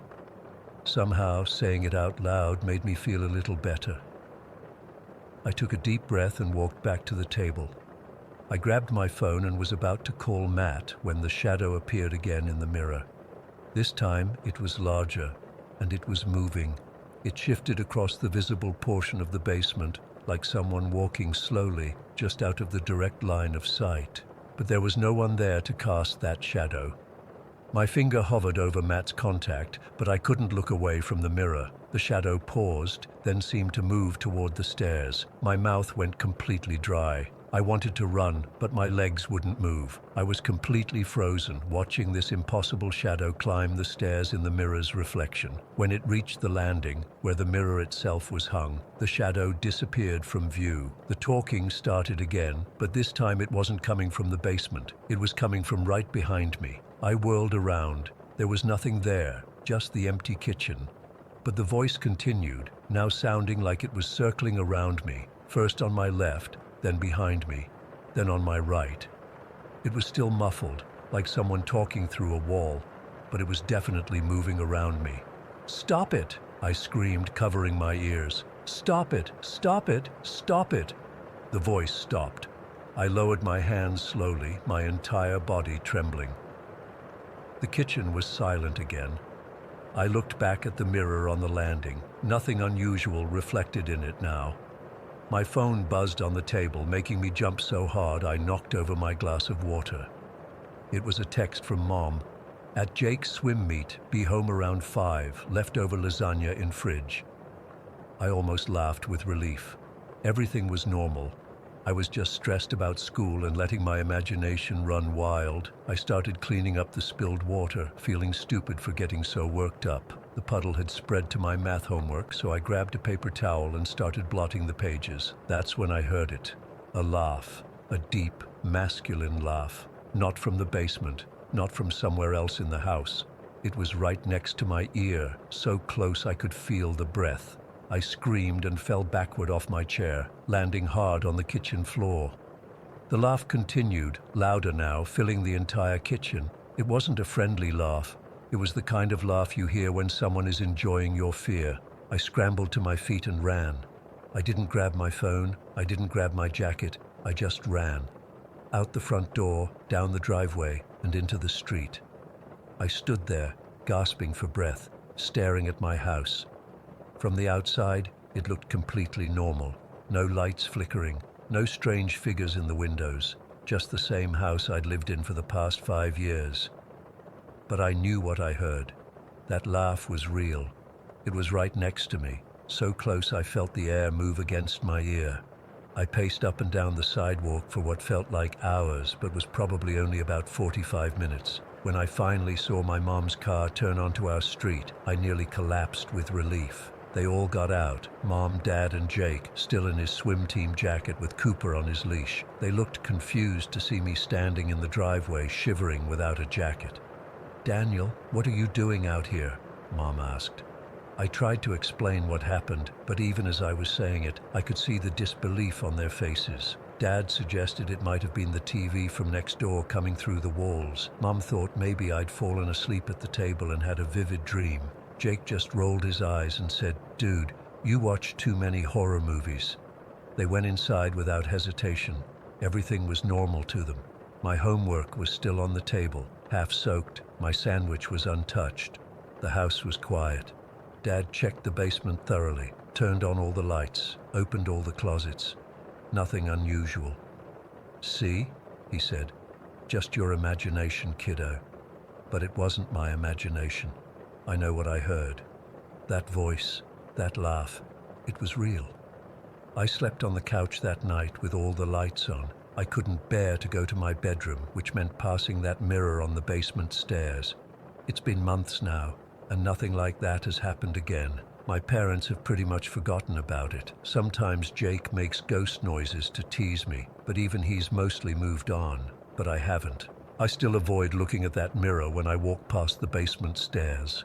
I never stay home alone if I can help it. And sometimes when the house is quiet at night, I swear I can hear that faint talking sound coming from somewhere deep in the walls. I don't know what was in my house that day. I don't know if it's still there, watching and waiting. All I know is that something wanted me to know it was there, and sometimes I feel like it's still watching me, laughing at my fear, waiting for the next time I'm alone. Story 9. I've been debating whether to post this for weeks now, but I can't keep this bottled up anymore. What's happening in my house is getting worse, and I need to know if anyone else has experienced something similar. I'm 22, living in Magrath, Alberta, in a house with 2 other guys. Nothing about the place seemed off when we moved in 8 months ago. It's just a normal two-story house with a basement in a quiet neighborhood. But things have been weird lately. Really weird. The first incident happened about 6 weeks ago. I was in the basement alone playing with my wireless VR headset. My roommates were both out, Jake at work and Chris at his girlfriend's place. I was fully immersed in this zombie game, totally focused on not getting my virtual face eaten off, when I felt it. Fingers.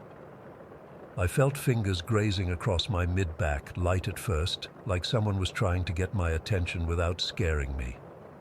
Before I could even process what was happening, those same fingers grabbed my shirt and yanked hard enough that I stumbled backward. I'm not talking about a light tug. This was forceful enough that I nearly fell over. I ripped off my headset immediately, heart pounding, absolutely certain someone was behind me. Nothing. The basement was completely empty. I searched every corner, behind the couch, under the stairs, anywhere someone could hide. Nothing.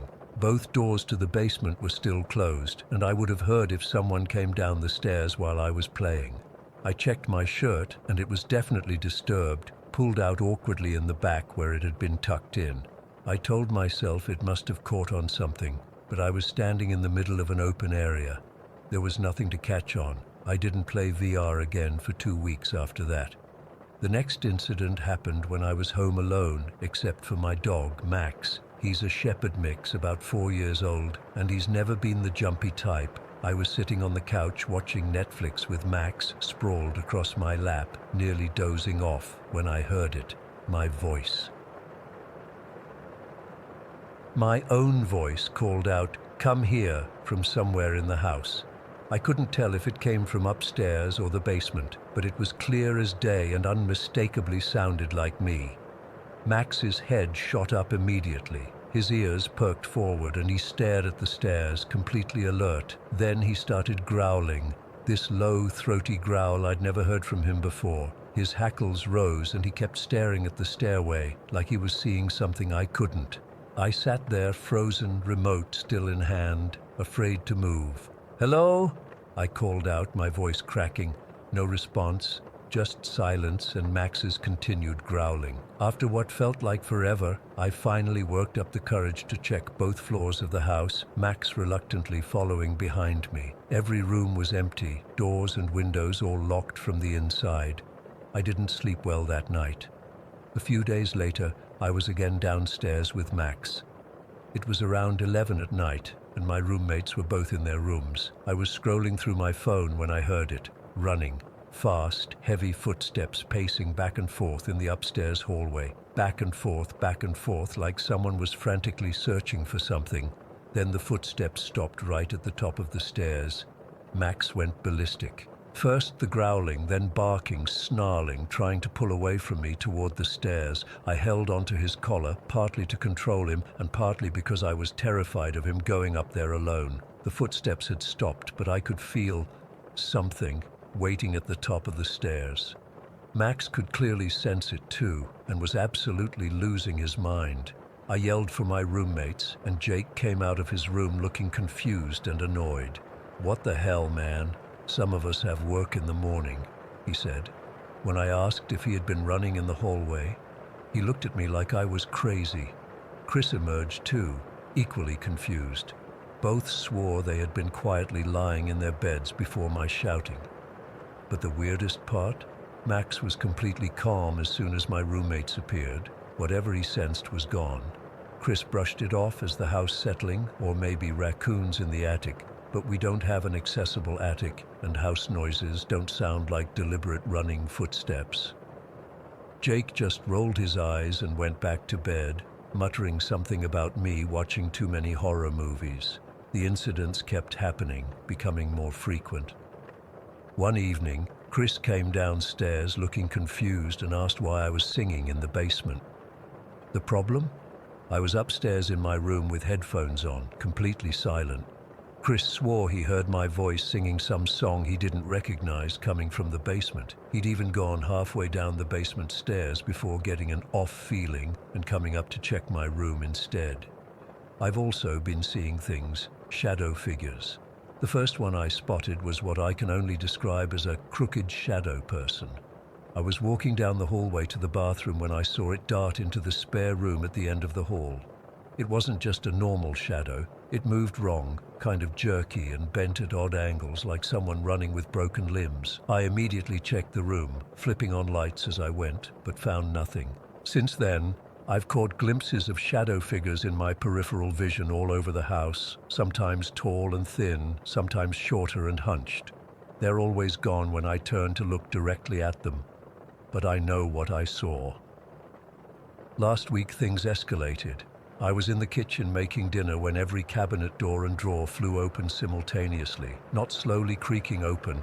They all banged open in perfect synchronization. I ran out of the house and sat in my car for an hour before working up the courage to go back inside. When I did, everything was closed again, exactly as I'd left it before the incident. My roommates think I'm losing it. Chris suggested I see someone about anxiety, and Jake just avoids the subject entirely now. But I know what I'm experiencing is real. Max knows it too. He refuses to be alone in certain parts of the house now, particularly the basement and the upstairs hallway. I've been researching possible explanations, and I came across something called an egregore, supposedly a thought form entity created by collective negative energy. That actually makes some sense in our situation. The atmosphere in our house has been toxic lately. Jake lost his job 2 months ago and has been depressed and angry, drinking too much. Chris and his girlfriend are constantly fighting, and he brings that negative energy home. And me? I've been struggling with my own issues, feeling stuck in a dead-end job and questioning my life choices. We're basically a pressure cooker of negative emotions, all trapped under one roof. Could we actually be manifesting something, creating some kind of entity with our collective misery? Yesterday was the worst yet. I was alone in the house, getting ready for bed around midnight. I'd just brushed my teeth and was heading to my room when I heard whispering coming from inside my closet. Multiple voices, too quiet to make out what they were saying, but definitely coming from inside there. I stood frozen outside my bedroom door, listening to these murmurs and whispers getting more animated, almost arguing with each other. I don't know where I found the courage, but I burst into my room and yanked open the closet door, heart hammering in my chest, empty, completely empty. I even pushed all my clothes aside and knocked on the back wall to make sure there wasn't some hidden space I didn't know about. As I was doing this with my back to the room, I felt that same presence behind me, the same feeling I'd had in the basement with my VR headset. The air got cold and heavy, and I could sense something standing directly behind me. I couldn't move, couldn't breathe. Then came the whisper, right against my ear. "You shouldn't have looked." I spun around to nothing but an empty room, but the voice had been so clear, so real, I could feel the breath on my ear. I grabbed my keys, my wallet, and Max, and spent the night in my car, parked at a 24-hour Walmart. I don't know what to do anymore. I can't tell if I'm going crazy or if something is actually targeting me. My roommates are no help. They either don't believe me or aren't experiencing the same things. Max is the only one who seems to understand, who reacts to these, whatever they are. This morning I found scratches on my back in the shower. 3 long marks from my left shoulder blade down to my right hip, perfectly straight, perfectly spaced. I don't remember bumping into anything, and they're definitely not in a place I could have scratched myself. I'm writing this from a coffee shop because I can't stand being in that house alone anymore. I've looked into breaking my lease, but I can't afford the penalty, and I definitely can't afford a new security deposit somewhere else right now. Has anyone dealt with something like this before? Is this an egregore situation or something else entirely? And most importantly, how do I make it stop? I'm going to have to go back there tonight. The thought makes my stomach turn. Whatever is in that house is getting bolder, and I'm terrified of what might happen next. Story 10. I've never been the type to believe in the paranormal. Growing up, I always rolled my eyes at ghost stories and thought people who claimed to have supernatural experiences were either seeking attention or had logical explanations they weren't considering. That was until my wife and I moved into that apartment in the NoHo Arts District. It was our first place together after getting married, a charming one-bedroom in a 1920s building with beautiful hardwood floors and those classic crown moldings you just don't see in newer constructions. We were so excited to find something in our price range in such a cool area. The only downside was being on the ground floor, with our windows basically right on the sidewalk with no fence or barrier between us and the street. But the neighborhood seemed safe enough, and the apartment itself had this warm, welcoming energy that just felt right. For the first few months, everything was perfect. We decorated the place, settled into married life, and really felt at home. I remember specifically telling my parents how lucky we were to have found such a great first apartment. The building had character without the usual old building problems. No weird smells, no plumbing issues, nothing that made us question our decision. That all changed about 4 months after we moved in. It was a Tuesday night in October. I remember because I had an early meeting the next day and had gone to bed around 10, which was earlier than usual for me. My wife came to bed around 11. I briefly woke up when she slipped under the covers, then drifted back to sleep. I'm not sure exactly what time it was when I woke up again, maybe 2 or 3 in the morning, that disorienting middle of the night time when everything feels slightly off. At first I wasn't sure what had woken me. Then I heard it. Footsteps, clear, deliberate footsteps on our hardwood floors in the living room. My first thought was that one of us had forgotten to lock the front door. We'd been carrying groceries in earlier, and maybe in the chaos of unpacking everything, we'd left it unlocked. I nudged my wife awake, putting my finger to my lips to signal her to be quiet. "Someone's in the apartment," I whispered, barely audible. Her eyes widened in the darkness. We both lay perfectly still, listening. The footsteps continued, but not in a hurried way. It sounded like someone was taking their time, moving around our living room deliberately. We could hear things being shuffled around, like someone was picking up objects from our coffee table and setting them back down. My heart was pounding so hard I could feel it in my throat. I reached over to the nightstand and quietly opened the drawer where I kept my .45 pistol. I'm not a gun nut or anything, but I'd grown up around firearms and kept one for home protection. I'd never imagined I'd actually need to use it. The footsteps started moving down our hallway toward the bedroom. Slow, cautious steps. Each one made the floorboards creak slightly.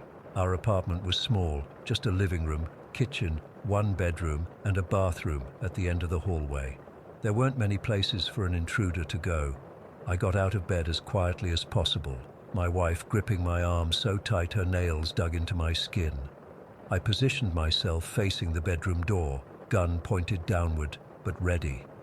My hands were shaking, but my mind was surprisingly clear. This wasn't like in movies where people act irrationally. Real fear has a way of making you hyper-focused. The footsteps stopped just outside our bedroom door. We both stared at the door, expecting it to open any second. There's about a 1-inch gap between the bottom of the door and the floor, and in that moment, we both saw shadows moving past that gap. Not just one shadow, but what looked like feet shuffling back and forth. I raised the gun, pointing it at the door, finger resting on the frame rather than the trigger like I'd been taught. My wife was now sitting up in bed, clutching the blankets to her chest. The shadows under the door kept moving, and we could hear what sounded like breathing on the other side. Then the footsteps continued past our door, heading toward the bathroom at the end of the hallway. We heard them pass the bathroom and then nothing. Complete silence. I waited maybe 2 minutes, though it felt like an hour, before I decided to check. I told my wife to call the police if she heard anything happen to me. I slowly turned the doorknob, wincing at the slight click it made, and pulled the door open, gun raised. The hallway was empty, completely empty. I checked the bathroom, empty. Living room, empty. Kitchen, empty. I checked all the closets, looked under furniture, behind the shower curtain, nowhere a person could hide. Most importantly, I checked all the windows and doors. Every single window was locked from the inside. The front door was not only locked, but still had the chain secured across it. There was absolutely no way anyone could have entered or left our apartment without unlocking that chain. My wife and I stayed awake the rest of the night, sitting on the couch with all the lights on. We talked about what we'd both experienced. She had seen the shadows under the door too. She had heard the footsteps. Neither of us had an explanation.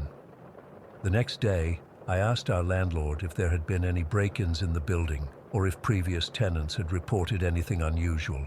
He just shrugged it off, saying the building was old and sometimes made noises that sounded like footsteps when it settled.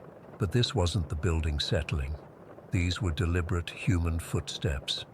For weeks afterward, I had trouble sleeping. I'd jolt awake at every creak and groan of the building.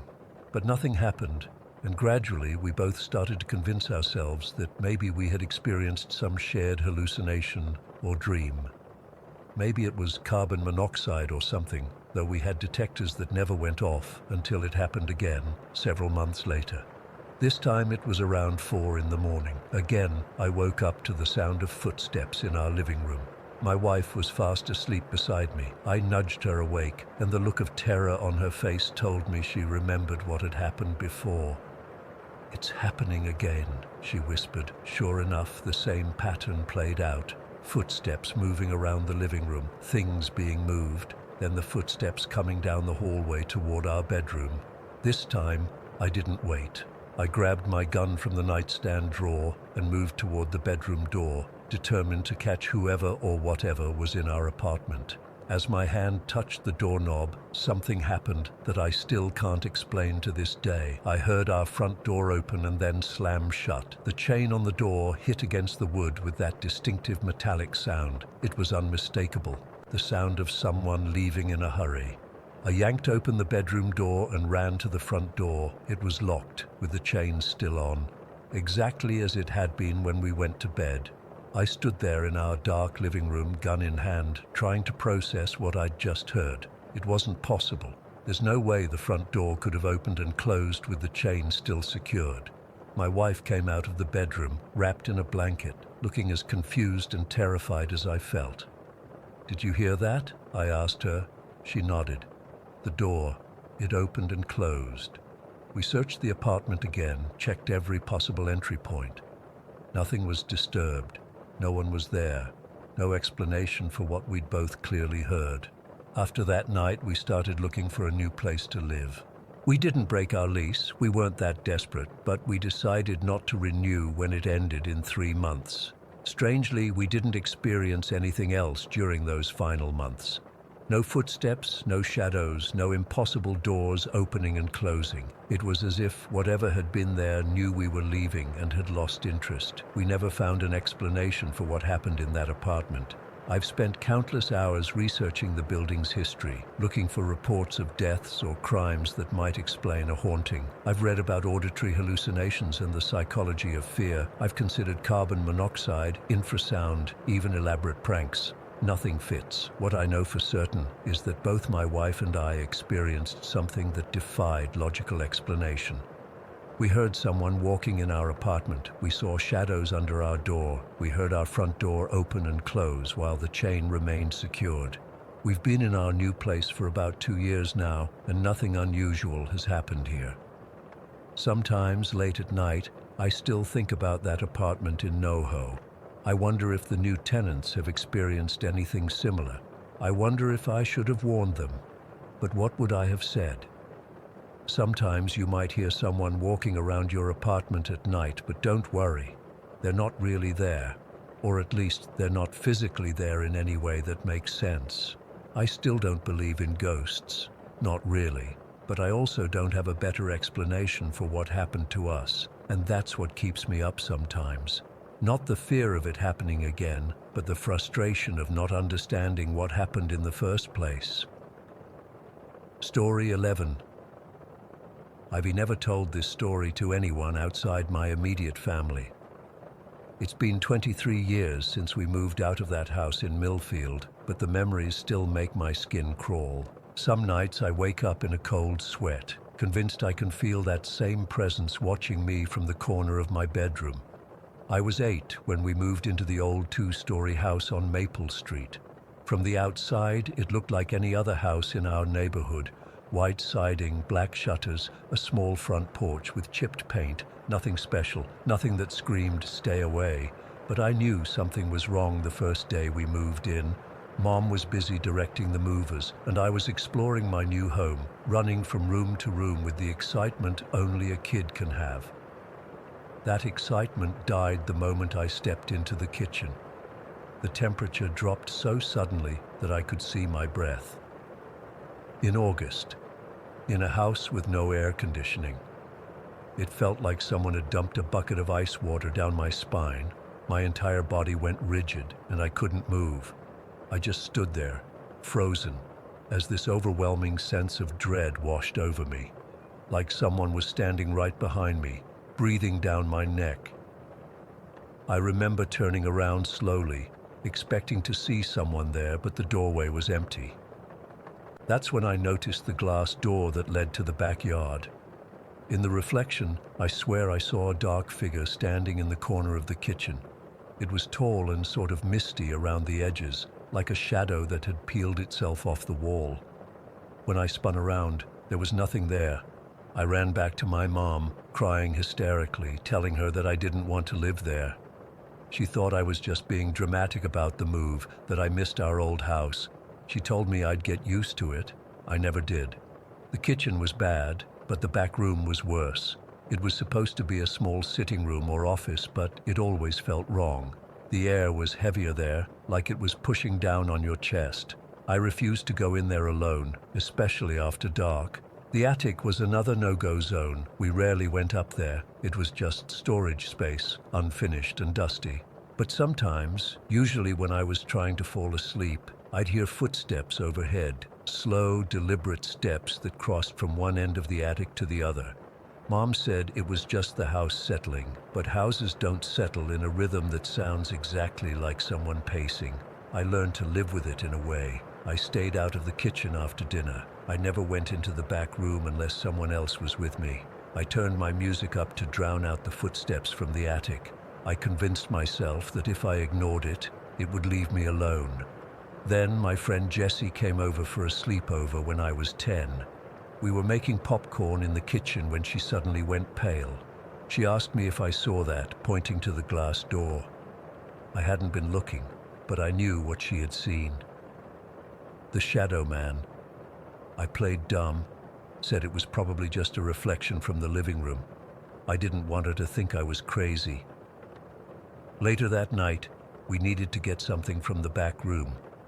Jessie stepped in first, then immediately backed out, tears streaming down her face. She couldn't explain why she was crying, just that she felt terrible in there, like something bad had happened and was going to happen again. She begged me to call her mom to pick her up. At midnight, she couldn't stay in the house another minute. That was the first time I realized it wasn't just in my head. Whatever was in our house, other people could feel it too. A few months later, my friend Tara came over after school. We'd been playing outside, and she came in desperate for a drink of water. She stood at the entrance to the kitchen, water fountain just a few steps away, but she wouldn't go in. She said she wasn't thirsty anymore, but I could see her licking her dry lips.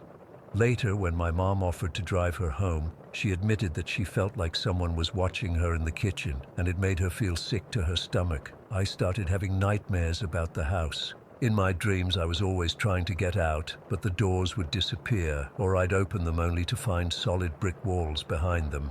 Sometimes I'd dream about the attic, about finding something terrible up there, but I always woke up before I could see what it was. The worst part was that my bedroom had started to feel unsafe too. It was on the second floor, at the end of the hallway, directly below the attic. Sometimes I'd wake up in the middle of the night, feeling like someone was standing at the foot of my bed. I'd lie there, too terrified to open my eyes, listening to the sound of breathing that wasn't mine. When I was 12, the water heater broke, and Mom had to call a repairman. He had to access a utility panel in my bedroom closet. I was sitting on my bed doing homework when I heard him say, "That's strange." He was looking at my bedroom door, specifically at the doorframe. He asked my mom why there was a deadbolt on the outside of a bedroom door. Mom looked confused. There was just a normal lock on my door, one you could turn from the inside. The repairman showed us where someone had filled in holes in the doorframe, painted over them. but you could still see the outline where a heavy-duty deadbolt had once been installed, the kind you'd use to lock someone in, not keep them out. Mom laughed it off, said the previous owners must have had a sleepwalker in the family, but I saw the worry in her eyes. That night, I heard her on the phone with my aunt, asking if I could stay with her for a while. I pretended not to hear. I spent that summer at my aunt's house 3 towns over. When I came back, Mom had replaced my bedroom door with a new one. No filled-in holes, no evidence of a deadbolt, but it didn't matter. I knew it had been there. As I got older, the activity in the house seemed to increase. The temperature drops in the kitchen happened more frequently. The footsteps in the attic became louder, more insistent. Twice, I woke up to find all the kitchen cabinets open, every single one. Mom blamed me, even though I swore I hadn't done it. When I was 16, Mom sat me down and told me she'd been saving up for a renovation. The house was old and needed updating, she said. She wanted to redo the kitchen, maybe expand the back room, make it into a proper den. I begged her not to. I couldn't explain why. How do you tell your mom that you think the house is evil, that there's something in the walls that doesn't want to be disturbed? In the end, she decided it would be cheaper to tear down the old house and build new on the same lot. We moved into a rental temporarily while the demolition crew came in. That's when they found it. The crew was taking down the wall between the kitchen and the back room when one of the workers called my mom. They'd found something inside the wall cavity, a bag wrapped in plastic, then in cloth, then in more plastic.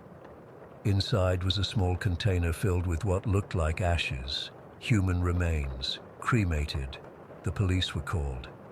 They took the container away for testing.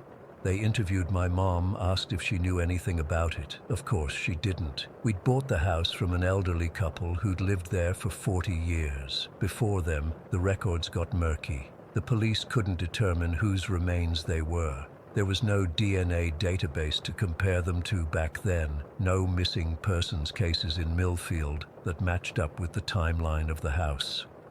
Eventually, the investigation stalled. The remains were held as evidence in an open case, but everyone knew it would probably never be solved. We never rebuilt on that lot. Mom sold the land, and we moved to a newer development on the other side of town. I thought that would be the end of it, that whatever had been in that house was gone now, put to rest. It wasn't until years later, when I was home from college for Thanksgiving, that Mom finally told me the truth. We were sitting on the porch of our new house drinking hot chocolate when she asked if I remembered the house on Maple Street. Of course, I said. How could I forget? She was quiet for a long time before she said, I saw it too, you know, the shadow in the kitchen. My cup froze halfway to my lips. In all those years, she had never admitted to seeing anything strange in that house. She had dismissed my fears, told me it was just my imagination. I felt it watching us, she continued, especially in the kitchen and that back room. It was evil. That's the only word for it. I could feel it hating us for being there. I asked her why she never said anything. She said she was trying to protect me, didn't want to validate my fears and make them worse, but it got to the point where she couldn't ignore it anymore. Remember Pastor Mike, who used to come over for coffee sometimes? She asked. I nodded. He'd been at our house a lot during those years. He wasn't just visiting, she admitted. I asked him to bless the house, to pray over it, to tell whatever was in there that we were protected by Jesus and it couldn't harm us. The blessing didn't work. If anything, the activity increased afterward, like we'd made it angry. That's when Mum decided we had to move. The renovation story was just an excuse. She'd already decided the house needed to come down, to be destroyed completely. Finding those remains just confirmed what we already knew. Something terrible had happened in that house. Someone had died there violently enough that their spirit couldn't rest. Had they been locked in my bedroom? Was that what the deadbolt was for? Had they been killed and then cremated, their ashes hidden inside the very walls of their prison? We'll never know for sure. The police case is still officially open, but inactive. The land where our house once stood now has a small office building on it. I've driven by it a few times, wondering if the people who work there feel anything strange, if they get that same sense of dread when they enter certain rooms. Sometimes I dream about that shadow figure. In my dreams, it's more solid, more human. It has a face now, but I can never remember what it looks like when I wake up. All I know is that in the dreams, it's trying to tell me something, trying to make me understand. I still don't know what happened in that house on Maple Street, but I know what I felt, what I saw. And now I know that my mom felt it too, that it wasn't just in my head. Whatever, or whoever, was in that house, they're still waiting for someone to uncover the truth. I just hope they've found some peace. Story 12. I still feel crazy writing this, but I need to get it off my chest. Maybe someone here has experienced something similar and can tell me I'm not losing my mind. This happened about 4 months ago, and I still check twice whenever I see our cat. For context, I live with my mom Catherine, my stepdad Robert, and our orange tabby cat Kyle in a fairly standard suburban home in Ridgewood.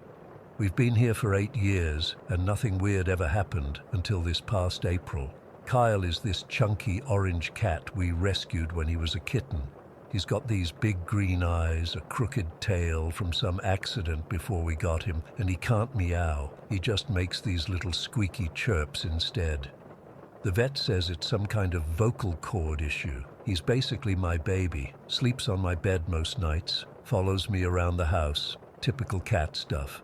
It started on a Tuesday. I remember because I had a late shift at work and didn't get home until around 11 at night. Mom was still up, which was unusual for her. She was sitting in the kitchen with a cup of tea, looking really unsettled. "Did you hear that crying earlier?" she asked as soon as I walked in. I hadn't heard anything, so I just shook my head. She told me she'd been hearing sobbing coming from upstairs for about 30 minutes around 9 o'clock. She thought it was me at first, but when she checked my room, it was empty. She checked every room upstairs, but couldn't find where it was coming from. Eventually, it just stopped. I suggested maybe it was coming from next door. The neighbors have a teenage daughter. Mom shook her head. "It was definitely coming from inside our house, Melissa. I'm not imagining things." I didn't think much of it then. Old houses make weird noises, right? I went up to bed and Kyle followed me as usual. He curled up at the foot of my bed and we both fell asleep. That night, I woke up around 3 in the morning to scratching at my bedroom door. Kyle was still asleep on my bed, so I figured maybe he'd made the noise earlier and it had just woken me up. But then I heard it again, distinct scratching, like claws dragging down the wood. "Kyle?" I whispered, reaching to the end of the bed. My hand found his fur. He was still there, now awake and looking at the door too, ears perked up. The scratching continued, more aggressive now. I was fully awake at this point, heart pounding. I switched on my bedside lamp and the scratching immediately stopped. Kyle jumped off the bed and went to the door, sniffing at the crack underneath it. He backed away suddenly, fur standing on end, and ran back to hide under my bed. I didn't sleep well after that. The next day, I told Mom about the scratching. She looked worried, but didn't say much. That night, my girlfriend Amber came over for dinner. We were all sitting at the table, me, Amber, Mom, and Robert, when Kyle wandered in for his usual begging routine. Robert gave him a piece of chicken, and everything seemed normal. Later, Amber and I were watching a movie in the living room when Mom came downstairs looking for her reading glasses. Kyle followed her, jumping onto the couch next to me. Mom found her glasses and sat in the armchair across from us, and Kyle immediately abandoned me to curl up in her lap. Typical traitor cat behavior. Around 1 in the morning, Robert came downstairs for a glass of water. He stopped in the living room doorway, staring at us with this weird expression. "What's Kyle doing down here?" he asked. We all looked at him, confused. "What do you mean?" Mom asked, stroking Kyle's fur. "Kyle's been asleep on our bed for the past 2 hours," Robert said. "He hasn't left the room." There was this horrible moment where we all looked at the orange cat in Mom's lap. He looked exactly like Kyle. Same crooked tail, same green eyes, same white patch on his chest. "That's not possible," Amber whispered. "Kyle's right here." Robert insisted we come upstairs. Mom kept holding the cat, the thing we thought was Kyle. As we followed Robert to their bedroom, my stomach dropped when we got to their door. There, curled up on their bed, was Kyle. Same crooked tail, same white patch on his chest. Mom made this choking sound and dropped the cat she was holding. It landed on its feet and just stared at us, not at Kyle on the bed, but at us. Then it walked, no, it kind of glided, past us to the stairs and disappeared down them. We heard the cat flap in the kitchen door swing a moment later. We checked on the real Kyle, who was still sleeping on the bed. He woke up when we all crowded around him, looking confused at all the attention. I picked him up and held him close, feeling sick to my stomach. None of us slept that night. We locked all the doors and windows, checked every corner of the house, but found nothing. The next morning we talked about what we'd seen. Amber called it Auntie Kyle, and somehow that name stuck. For the next few days, things escalated. I'd see Kyle in my room, then go downstairs and see him there too. Mom would be petting him in the living room, only for Robert to say Kyle was just with him in the garage. We started taking pictures of Kyle on our phones to track where he really was. The scratching at my door continued every night, always around 3 a.m. One night, I got up the courage to fling the door open when it started. The hallway was empty, but I felt this cold spot right in front of me, like walking into a freezer. Kyle was on my bed, back arched, hissing at something I couldn't see. A week into this nightmare, Amber suggested we cleanse the house. She'd grown up with a grandmother who practiced some kind of folk magic, and she brought over bundles of Palo Santo wood. We lit them and walked through every room, focusing especially on places where we'd seen Auntie Kyle. When we got to Kyle himself, he freaked out, hissing, spitting, trying to run away. We had to hold him still while Amber waved the smoking wood around him. That night was quiet. No scratching, no doppelganger sightings. We thought maybe it had worked. We were wrong. 3 days later, I was doing dishes and glanced out the kitchen window that faces our backyard. There was an orange cat sitting by the back door, staring in. My first thought was that Kyle had gotten outside somehow, but then I noticed something off about its face. It was stretched, like someone had grabbed its nose and pulled it too far forward. The proportions were all wrong. As I watched, frozen, it stood up on its hind legs and pressed its front paws against the glass door. Then it opened its mouth way wider than any cat should be able to and started meowing. Kyle can't meow. He physically can't make that sound. I backed away from the window and called for Mom. By the time she got there, the cat was back on all fours, still meowing at the door like it wanted to be let in. "That's not Kyle, right?" Mom whispered, clutching my arm. "Kyle's upstairs in my room," I said. "I just checked on him 10 minutes ago." We watched as the thing outside continued to meow, getting louder and more insistent. Then it did something that still gives me nightmares. It backed away from the door, but instead of turning around, it just moved backward while keeping its face toward us, like it was rewinding. It backed all the way across the yard until it reached the fence, then simply wasn't there anymore. A few seconds later, another neighborhood cat, a calico named Karen that sometimes visits our yard, appeared right where Auntie Kyle had vanished. Karen acted totally normal, sniffing around the grass before wandering off. We decided Kyle wasn't allowed outside anymore, ever. We put iron horseshoe nails above all the doors, Amber's grandmother's suggestion, and sprinkled salt along the windowsills. Robert thought we were overreacting, but even he couldn't explain what we'd seen. For the next few weeks, Auntie Kyle would appear outside our house every few days. Sometimes at the back door, sometimes in the front yard, sometimes just sitting on the fence staring at our windows. Always with that stretched face, always meowing in a way Kyle couldn't. It seemed angry that we'd kicked it out, like it thought it belonged here with us. One night, I woke up to Kyle hissing by my window. When I looked outside, Auntie Kyle was sitting on our lawn, staring up. As soon as I appeared at the window, it stood up on its hind legs again, impossibly tall and thin, and put one paw to its mouth in what looked like a shushing gesture. I closed the curtains and didn't look outside again until morning. The appearances became less frequent over time, but that almost made it worse. We'd go a week without seeing it, start to relax, and then suddenly it would be there, watching us from some new spot. We started taking photos of it, but they always came out blurry or distorted. Last month, Robert found dead birds arranged in a circle on our front porch, 5 of them, all with their heads missing.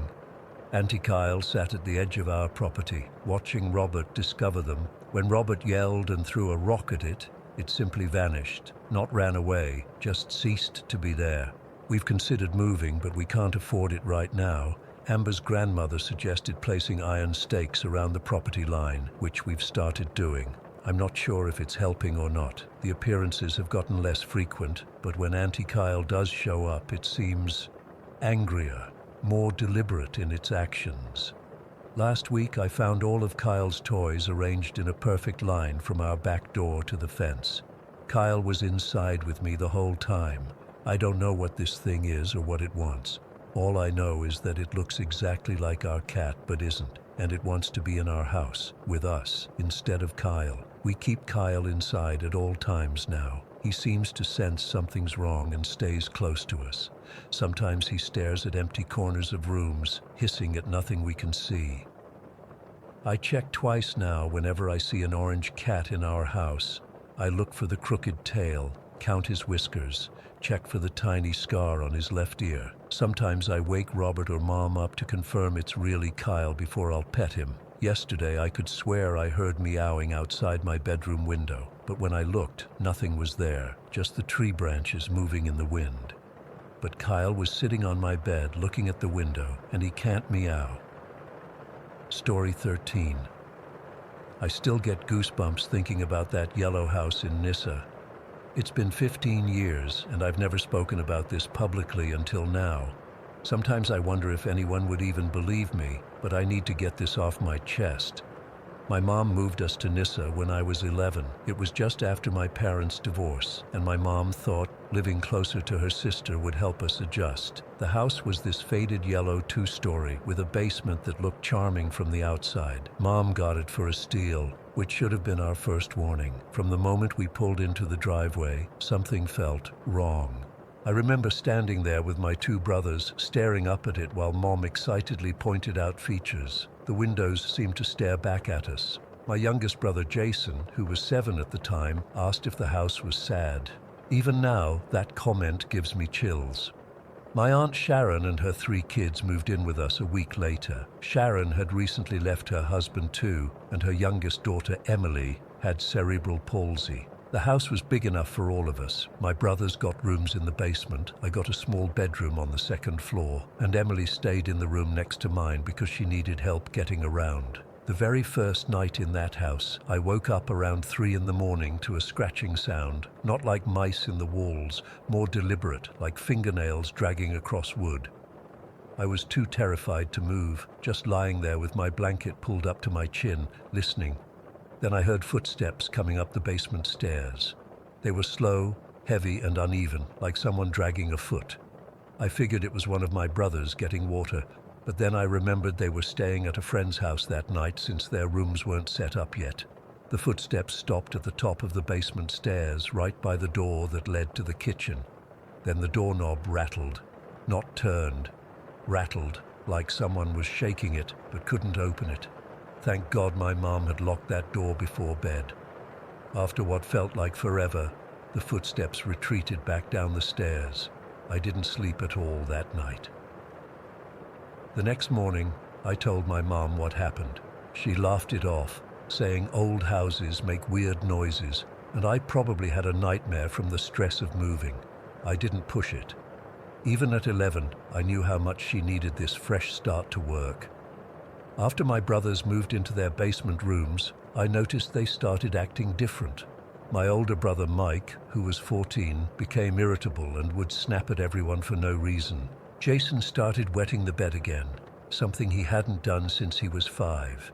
When Mom asked what was wrong, they both just shrugged it off. The basement. God, I hated going down there. The stairs creaked no matter where you stepped, and the air felt thick, like it was hard to breathe. The laundry room was down there, so I had to go at least twice a week. Every time I felt like something was watching me from the darkest corner. The cellar door. The cellar was this small room off the main basement area. It had a heavy wooden door with an old iron latch that never quite closed properly. Inside was just dirt floor and stone walls, with a single hanging bulb that cast more shadows than light. Mom used it for storage, mostly holiday decorations and old photo albums. What made it worse was that to get to my brother's rooms, you had to walk right past that cellar door. Sometimes, when I had to wake them for school, I'd run past it without looking, feeling cold air seeping out from underneath. About a month after we moved in, my cousin Tyler, who was 13, suggested we play hide and seek in the dark. It was a Friday night, and the adults had gone to some school fundraiser, leaving Mike in charge. We turned off all the lights in the house and started playing. It was me, my brothers, and my 3 cousins. I was it first, and found everyone except Tyler. After searching for almost 20 minutes, I was getting frustrated. The others had gathered in the kitchen, and we were debating whether to give up when we heard it, a blood-curdling scream from the basement. Seconds later, Tyler came streaking past us, screaming bloody murder. His face was white as paper, and he ran straight out the front door into the yard. We all followed him outside, confused and scared. Tyler was hyperventilating, pointing at the house. When he finally caught his breath, he told us he'd hidden in the cellar, thinking no one would look there. He'd been crouched behind some boxes when he noticed a red glow coming from the darkest corner. He said it moved toward him, a floating mass that looked like a brain rimmed in red light. He said it made a wet clicking sound as it moved. We all stood in the yard staring at the house. No one wanted to go back inside. My brothers and cousins were talking about calling our moms when I remembered Emily. In all the chaos, we'd left her sleeping upstairs in her bed. She couldn't get out on her own if something happened. I felt sick with fear, but I couldn't leave Emily alone in there. While everyone argued about what to do, I forced myself to go back inside. My legs felt like lead as I walked through the front door. The house was completely silent now, which somehow felt worse than hearing noises. I locked the front door behind me, I don't know why, like that would keep whatever was in the cellar from getting to me, and ran upstairs to check on Emily. She was still asleep, thankfully. I locked her door from the inside, then went to my room and did the same. I sat with my back against my bedroom door, trying not to cry. Outside, I could hear thunder rumbling. A storm was coming. I have this stupid phobia of thunderstorms that started when I was little. My heart was racing so fast I thought I might pass out. The storm hit about 20 minutes later. Rain lashed against my window and lightning flashed, casting weird shadows on my walls. Between thunderclaps, I swear I could hear those same heavy, uneven footsteps coming up from the basement. I turned on my CD player and cranked up the volume, trying to drown out any sounds. I remember it was Avril Lavigne, Let Go album. I played it on repeat, focusing on the lyrics instead of the sounds from outside my room. At some point, I heard a soft tapping on my door. I nearly jumped out of my skin until I heard Emily's voice asking if she could come in. She'd woken up scared from the thunder. I let her in and we sat together on my bed, both of us terrified but trying to hide it from each other. The worst moment came when the power went out. The CD player died mid-song and we were plunged into darkness. Emily grabbed my hand, and I could feel her trembling. I fumbled for my flashlight in my nightstand drawer, nearly crying with relief when it turned on. In the silence, after the music stopped, we could hear it clearly. Something was scratching at the bottom of my door, not like a pet wanting in, but slow, deliberate scratches that went from one side to the other. Emily heard it too. I could tell by the way her hand tightened around mine. The scratching stopped, and then there was a soft thud against the door, like something leaning against it. I held my breath, straining to hear over the storm. That's when Emily whispered, "Someone's breathing out there." She was right. From the other side of the door came the sound of labored breathing, raspy, wet, not like a normal person. I put my finger to my lips, signaling Emily to stay quiet. We sat there, frozen, as the breathing continued for what felt like hours, but was probably only minutes. Then came a noise I'll never forget, a soft, gurgling chuckle, followed by what sounded like my name being whispered through the crack under the door. Not in any voice I recognized. I was paralyzed with fear, but knew I had to protect Emily. I grabbed my softball bat from beside my bed and stood with it raised, ready to swing if that door opened even an inch. The doorknob turned slowly, and I thought I might pass out from terror, but the lock held. After an eternity, we heard the front door slam open downstairs and our moms calling for us. The breathing outside my door stopped instantly. When I finally worked up the courage to open my door, the hallway was empty. Mom was furious when she found everyone else outside and realized Emily and I had been alone in the house during the storm. She scolded my brothers and cousins for abandoning us, especially since they knew about my storm phobia.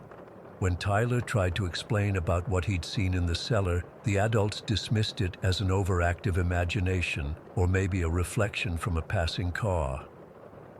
My brothers teased him mercilessly about it the next day, calling him a scaredy cat. No one believed us, not really. But after that night, I noticed Mom always made sure the basement door was locked at night, and my aunt started keeping Emily in her room instead of upstairs. The strangest part, whatever was in that house seemed confined to the cellar and basement. It never came upstairs again after that night, but sometimes, when I had to go down for laundry, I'd hear that wet, clicking sound from behind the cellar door. I'd grab whatever clothes were closest and race back upstairs, feeling cold breath on the back of my neck. We lived in that yellow house for 2 more years before Mom got a job in another city. I've never been so relieved to move. The night before we left, I went down to the basement one last time. I don't know why, maybe to face my fear or to convince myself it was all in my head. As I stood at the bottom of the stairs staring at that cellar door, I swear it opened just a crack on its own. I didn't stay to see what might come out. To this day, my cousin Tyler refuses to talk about what he saw. My brothers deny anything strange ever happened, though neither of them will go into a basement alone anymore. Sometimes I wonder about the family that moved in after us, if they've experienced anything similar. I've researched the history of that house in Nissa, but there's nothing unusual in its past. No deaths, no tragedies, nothing to explain what lived in that cellar. But I know what I heard, what I felt. Something was there, something that knew my name and wanted me to know it was watching. I still have nightmares about that breathing outside my door. And sometimes, when it storms, I swear I can hear that wet, clicking sound again, like it followed me out of that yellow house. Story 14. I still get chills thinking about my uncle's house in Colombia. I've spent the last 2 months debating whether to share this, but I need to get it off my chest. Maybe someone has experienced something similar and can help me make sense of what happened. My Uncle Miguel built his dream home about 10 years ago on this beautiful piece of land outside Bogota. The property was gorgeous, spacious, with mountain views, and far enough from the city to feel peaceful. What we didn't know then was that the entire development, about 30 lots in total, was built on what used to be an old hacienda from the mid-19th century. I only learned about the history of the place later, from one of the security guards who'd worked in the area for decades. According to him, the hacienda had a brutal past. The owner was notorious for hanging workers who displeased him from a massive oak tree. There were stories of shootings over land disputes and, most disturbing of all, the systematic rape of local women. The guard told me this almost casually, like it was common knowledge among the locals, but no one had bothered to tell the new homeowners.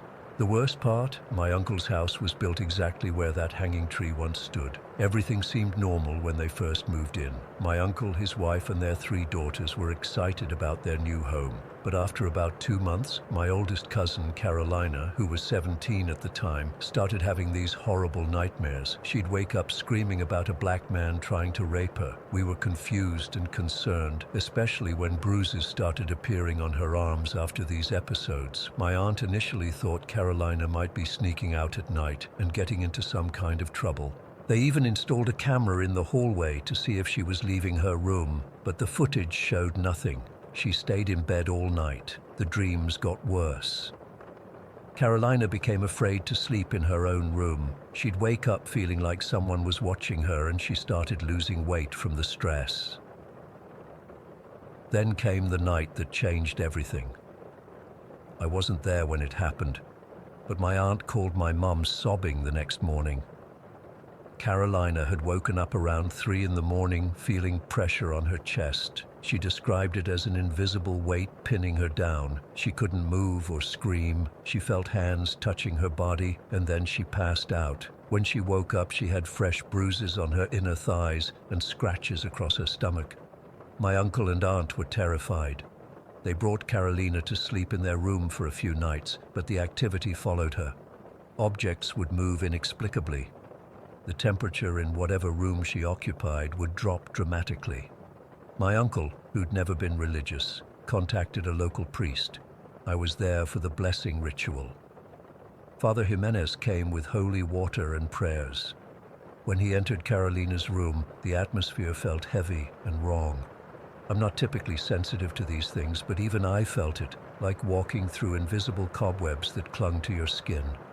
When the priest began reciting prayers, Carolina started convulsing. Her body twisted in ways that didn't seem physically possible. Then she vomited, not food, but sand, literal sand, piles of it. None of us could explain where it came from. The worst part was when she spoke, but it wasn't her voice. It was deep, guttural, and spoke in a language none of us recognized.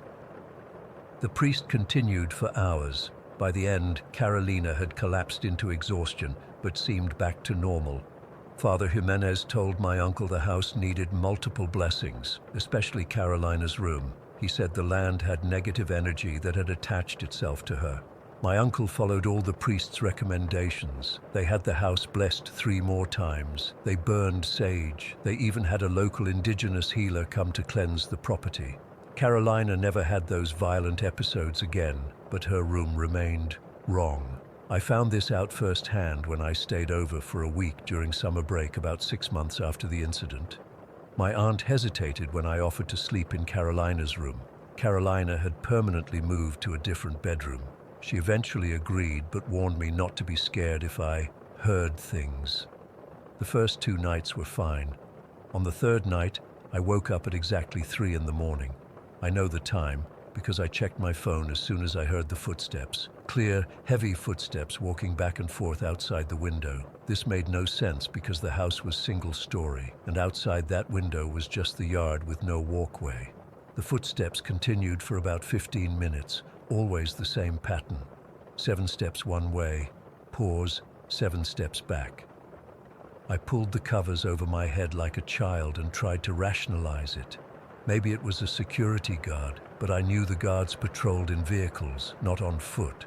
Eventually, the footsteps stopped, and I managed to fall back asleep. I told my aunt the next morning.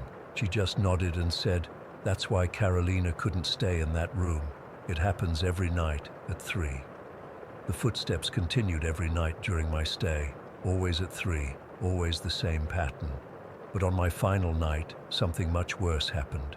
I'd grown almost accustomed to the footsteps by then. When they started that night, I just put in my earbuds and played music to drown them out. I must have fallen asleep because the next thing I remember is feeling someone staring at me. I opened my eyes to see my cousin Maria standing at the foot of my bed. Maria was 13 at the time. She was just standing there, wearing a white nightgown, staring at me with this blank expression. I figured she needed something, so I sat up and whispered, "Maria, you okay?" She didn't respond, just kept staring with that empty look. Her face was oddly shadowed despite the nightlight in the corner. I reached for my phone to use as a flashlight, and when I looked back up, she was closer to me, now at the side of the bed rather than the foot. I hadn't heard her move. "Maria, you're freaking me out," I said, my voice shaking a little. Still no response, just that dead-eyed stare. Then she slowly raised her hand toward my face. Her movements were all wrong, jerky and unnatural. As her hand got closer, I noticed her fingernails were dirty, with what looked like soil caked underneath them. Maria was meticulous about her appearance. She would never have dirty nails. I scrambled back against the headboard. "Maria, stop! What are you doing?" She tilted her head at an unnatural angle, and then, I swear to God, she smiled in a way Maria never smiled, wide and toothy, almost predatory. Then she slowly backed away, never turning around, until she reached the door. She opened it without looking, still facing me, and backed out into the hallway. I was frozen for about 30 seconds before I worked up the courage to follow. I needed to make sure Maria was okay. I crept to the door and peered into the hallway. Empty. I checked the bathroom. Empty. Finally, I went to Maria's bedroom and quietly pushed open the door. Maria was sound asleep in her bed. She had been there the whole time. I didn't sleep again that night. I sat with my back against the wall, lights on, until morning. When I told my aunt what happened, she went pale. That's what Carolina saw too, before the attacks got physical. She thought it was Maria standing in her room, but Maria was asleep. My uncle insisted it was just a vivid nightmare. But I know what I saw. It wasn't Maria in my room that night. It was something pretending to be her. After that visit, I refused to stay overnight at their house again, but the stories kept coming. The security guards in the development reported seeing strange things at night. Shadows moving against walls, lights turning on in empty houses.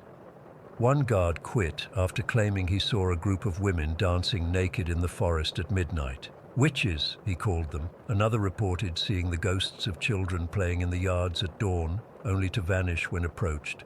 My uncle finally sold the house 2 years later. The family that bought it moved out within 3 months, though they never publicly stated why. It's been vacant ever since. I've researched the history of that land extensively now. Local records confirm the hanging tree. They also mention a slave revolt that was brutally suppressed around 1862, with dozens killed and buried in unmarked graves. The oak tree served as both gallows and warning. Carolina is 27 now. She refuses to talk about what happened in that house. The few times I've brought it up, she gets this distant look and changes the subject. Whatever attached itself to her in that room left scars deeper than the physical ones. Sometimes I dream about that night, Maria's doppelganger staring at me with those empty eyes. In my dreams, though, I don't wake up in time. In my dreams, her hand reaches my face, and her fingers are cold and smell like grave dirt. I still can't explain what happened in that house. Was it the land itself, the collective trauma of those who suffered there, or something more intentional, something that found an anchor in the place where so much pain had occurred? All I know is that some places shouldn't be built on. Some history can't be covered with concrete and fresh paint. It waits, patient and persistent, until someone vulnerable comes along. Then it makes itself known. Story 15. I never believed in ghosts. Growing up, I laughed at my abuela's stories about spirits and apparitions. I was always the rational one, the skeptic who needed proof. That changed last summer at Escuela Manuel Rivera Morales, the public school where I've taught English for the past 6 years. The school itself is ancient, a crumbling concrete structure built sometime in the 50s. Parts of it have been condemned for years, including the entire third floor that was damaged during Hurricane Maria. The administration just sealed it off with those cheap padlocks and "do not enter" signs, but we all know teenagers, those warnings are practically invitations. I should mention the history of this place. Before it became a regular public school, it served as a specialized institution for children with visual impairments and severe learning disabilities. The older teachers and staff who've been here forever talk about how some of those children died on the grounds due to complications from their conditions. There's no official record of this that I could find, but the stories persist. There's always been talk about strange occurrences, ghost children running through the hallways after hours, giggling that seems to come from empty classrooms, doors that slam and lock themselves. Some teachers even claim to hear chains rattling in the condemned sections at night. And then there's the story of Senora Vega, a teacher who supposedly died of a heart attack while teaching. People say they can sometimes hear her voice continuing her lesson in her old classroom. I dismissed all of this as nonsense. Puerto Rican culture is steeped in superstition and ghost stories, and old buildings make noises. That's just reality. I stayed late at school hundreds of times to grade papers or prepare lessons, and nothing unusual ever happened. I was completely comfortable being alone in the building. Last summer, I volunteered to help with preparations for the school's summer camp program. I'd been working on a mural in the courtyard that connects the main building to the cafeteria. It was late June, hot and humid even at 7 in the evening when I finally finished for the day. My assistant, Carlos, a 12th grade student who needed community service hours, had gone to the bathroom and I was packing up our supplies. The sun was setting, casting long shadows across the courtyard. The main building was mostly dark except for the security lights in the hallways. I needed to go inside to wash my hands and grab my bag from my classroom before heading home. As I entered through the side door, I noticed how quiet it was. During the school year, even after hours, there's always some noise, the hum of the old air conditioning units, the janitor's radio playing salsa music, someone talking on the phone. But that evening, it was completely silent. The fluorescent lights in the main hallway flickered, giving off that sickly yellow glow that makes everything look slightly wrong. I remember thinking I should tell the maintenance staff about it on Monday. I walked toward the bathroom, my footsteps echoing on the tiled floor. That's when I saw her. At the far end of the hallway was a figure sweeping the floor. I assumed it was one of the janitors, though I didn't recognize her from behind. She was tall and thin, with slick black hair pulled into a tight bun. She wore what looked like the standard gray uniform our cleaning staff uses. I needed a spare garbage bag for my paint-stained rags, so I called out, "Disculpa!" But she didn't respond or turn around. She just continued sweeping methodically, moving slowly toward the corner at the end of the corridor. I walked faster to catch up, my wet sneakers squeaking on the freshly mopped floor. The woman turned the corner, heading toward where I knew there was a janitor's closet. I followed, thinking I could just ask for the bag and be on my way. When I rounded the corner, the hallway was empty. I stood there confused for a moment. The janitor's closet door was closed, secured with a heavy padlock. There was nowhere else she could have gone. No other doors in this section of the hallway, no branching corridors, just the locked closet and the empty hallway stretching back toward the main entrance. "Hello?" I called out. My voice sounded small and wrong in the empty space. No answer. I walked up to the closet door and tried the handle, even though I could clearly see the padlock. It was secured, of course. I even rattled it to make sure. A chill ran through me despite the summer heat. I told myself there had to be a logical explanation. Maybe she'd ducked into a classroom I hadn't noticed. Or maybe I was more tired than I thought and had imagined seeing someone. I turned to head back toward the bathrooms, and that's when Carlos appeared at the end of the hallway. "Miss Elena, I've been looking for you," he called, his voice echoing. I thought we were meeting at the courtyard. "Did you see anyone come this way?" I asked as he approached. "A janitor? A woman with black hair?" He looked at me strangely. "No, I didn't see anyone. The building's empty. The security guard at the front told me everyone left hours ago except for us." That's when I felt it. Such primal fear that even my eyes watered. It wasn't just fear of what I'd seen, but a deeper terror that what I thought I knew about reality was wrong. My hands began to shake and I could feel the blood draining from my face. "Miss Elena, are you okay? You look white as a sheet," Carlos said, genuine concern in his voice. I forced a smile. "I'm fine, just tired and seeing things, I guess. Let's grab my stuff and go." We walked back to my classroom together.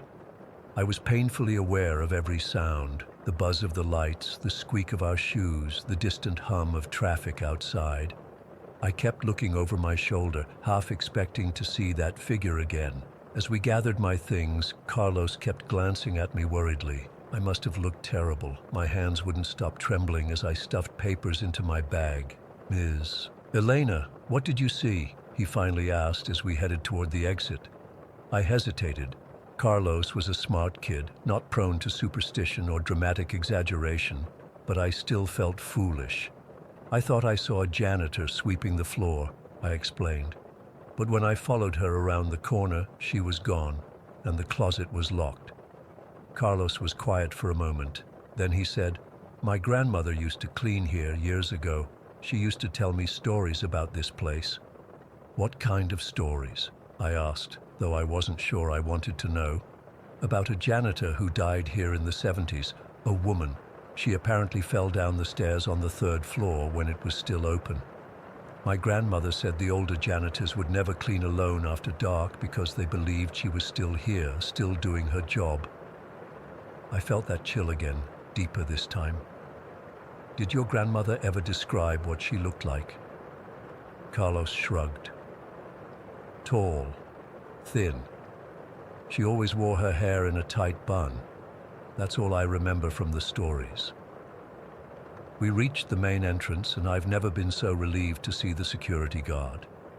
He gave us a curious look as we hurried past, probably wondering why we seemed so eager to leave. Outside in the parking lot, the warm evening air should have been comforting, but I couldn't shake the cold feeling that had settled in my chest. As I got into my car, Carlos tapped on my window. "Miss Elena, are you sure you're okay to drive?" I nodded, though I wasn't entirely convinced myself. "I'm fine. Get home safe, Carlos. See you Monday." That night, I couldn't sleep. I kept replaying what I'd seen in my mind, and that's when I realized something that made the encounter even more disturbing. I couldn't remember if the figure had a face. When I tried to picture her turning toward me, all I could see was a blank space where her features should have been, and now that I think about it, I'm not even sure she was holding a broom. I remember the sweeping motion, but when I try to visualize the broom itself, it's not there. The next morning, I called one of the older teachers, Senora Mendez, who's been at the school for over 30 years. I tried to sound casual as I asked if she knew anything about a janitor who died in the building. There was a long pause before she answered. "Elena, why are you asking about this?" I told her what I'd seen. I expected her to laugh or tell me I was being ridiculous. Instead, she sighed deeply. "That would be Consuelo. She worked here when this was still a school for special needs children. The official story is that she fell down the stairs, but there were rumors." "What rumors?" I pressed. "That she didn't fall, that she was pushed by one of the more troubled students, or that she took her own life. No one knows for sure. But yes, many people have claimed to see her over the years, especially in that east hallway near her old supply closet." After that conversation, I did some research. I couldn't find much about Consuelo in the official records, just a brief mention of a workplace accident in the school's history. But I did find old photos of the staff from the 70s, and in one group picture, standing at the edge, was a tall, thin woman with black hair pulled back in a severe bun. Her face was partially in shadow, but there was something unsettling about her expression, or lack thereof.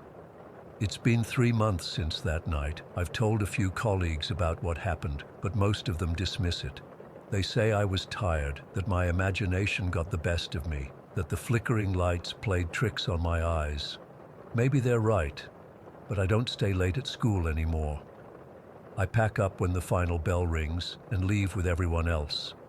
I avoid that east hallway completely, taking the long way around to get to the teacher's lounge or the office. And sometimes, when I'm alone in my classroom during lunch or a planning period, I catch a glimpse of something in my peripheral vision, a tall, dark figure passing by the door. I never turn to look directly at it. I don't want to know if it has a face. I still don't know exactly what I saw that night. Was it really the ghost of a janitor who died decades ago? Was it just my tired mind creating shapes out of shadows? I can't say for sure, but something changed in me that evening. That building doesn't feel the same anymore. It feels watched. And sometimes when the school is quiet and I'm walking through those hallways alone, I swear I can hear the soft, rhythmic sound of sweeping behind me. Story 16, I got it by, and I need to get this off my chest. I've been living with something that's been haunting me for almost 5 years now, and I honestly don't know how much longer I can take it. No one ever believes me when I tell them, so I figured maybe posting here would help. Maybe someone else has experienced something similar or knows what I'm dealing with. It all started back when I was 17. I was going through that typical teenage phase where I was obsessed with vampires. Not just any vampires, I wanted a vampire boyfriend. Yeah, I know how that sounds now, but back then, I was completely serious about it. I'd binge-watched every vampire show, read all the books, and convinced myself that vampires were real, and that I could somehow summon one who would fall in love with me. I spent 6 months researching different summoning rituals. I'd stay up late scrolling through obscure forums, reading old texts I found online, and collecting authentic summoning methods. My room was filled with notebooks where I'd written down every ritual I came across. Looking back, it was completely ridiculous, but I was dead serious about it. On the night I decided to do the summoning, I'd prepared everything perfectly. I'd chosen a ritual that seemed the most legitimate to my teenage brain. I waited until my parents were asleep, set up candles in my room, careful to keep them away from anything flammable, drew symbols on pieces of paper that I'd arranged in a circle, and sat in the middle. I had a small bowl with some of my blood, just a few drops that I'd gotten from pricking my finger with a safety pin. I remember feeling so nervous but excited at the same time. I recited the words I'd memorized, focusing on my desire to summon a vampire companion. I remember feeling kind of silly halfway through, but I pushed those thoughts away and finished the ritual. When nothing happened immediately, I was disappointed, but told myself that maybe it would take time. I cleaned everything up and went to bed, feeling a mix of embarrassment and lingering hope. I didn't realize it then, but that night changed everything. The very next morning, I woke up feeling unusually tired, like I hadn't slept at all, even though I'd gotten a full 8 hours. I brushed it off as just being disappointed about the failed ritual. But that night, I woke up suddenly at around 3:30 in the morning. It wasn't like normal waking up. It was abrupt, like someone had yanked me out of sleep. I sat up in bed, my heart racing for no reason. My room felt colder than usual, and I had this weird feeling that I wasn't alone. I told myself I was being stupid and tried to go back to sleep, but it took hours. The next night, the same thing happened, except I woke up at 3:15, and the night after that, it was 3:25. It kept happening. Night after night, always between 3 and 4 in the morning. I'd wake up suddenly, feeling like someone was watching me, and then I'd be unable to fall back asleep for hours. I started dreading going to bed. Within a week, I was constantly exhausted. My teachers noticed that I was falling asleep in class, which had never happened before.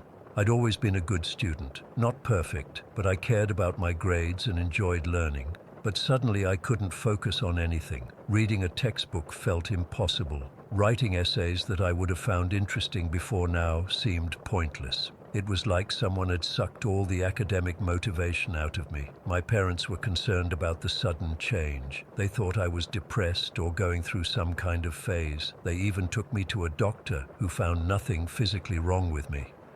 The doctor suggested I might be experiencing anxiety and recommended some relaxation techniques, but none of them helped with the nightly wakings. Then the animal behavior started. I first noticed it about 2 weeks after the ritual.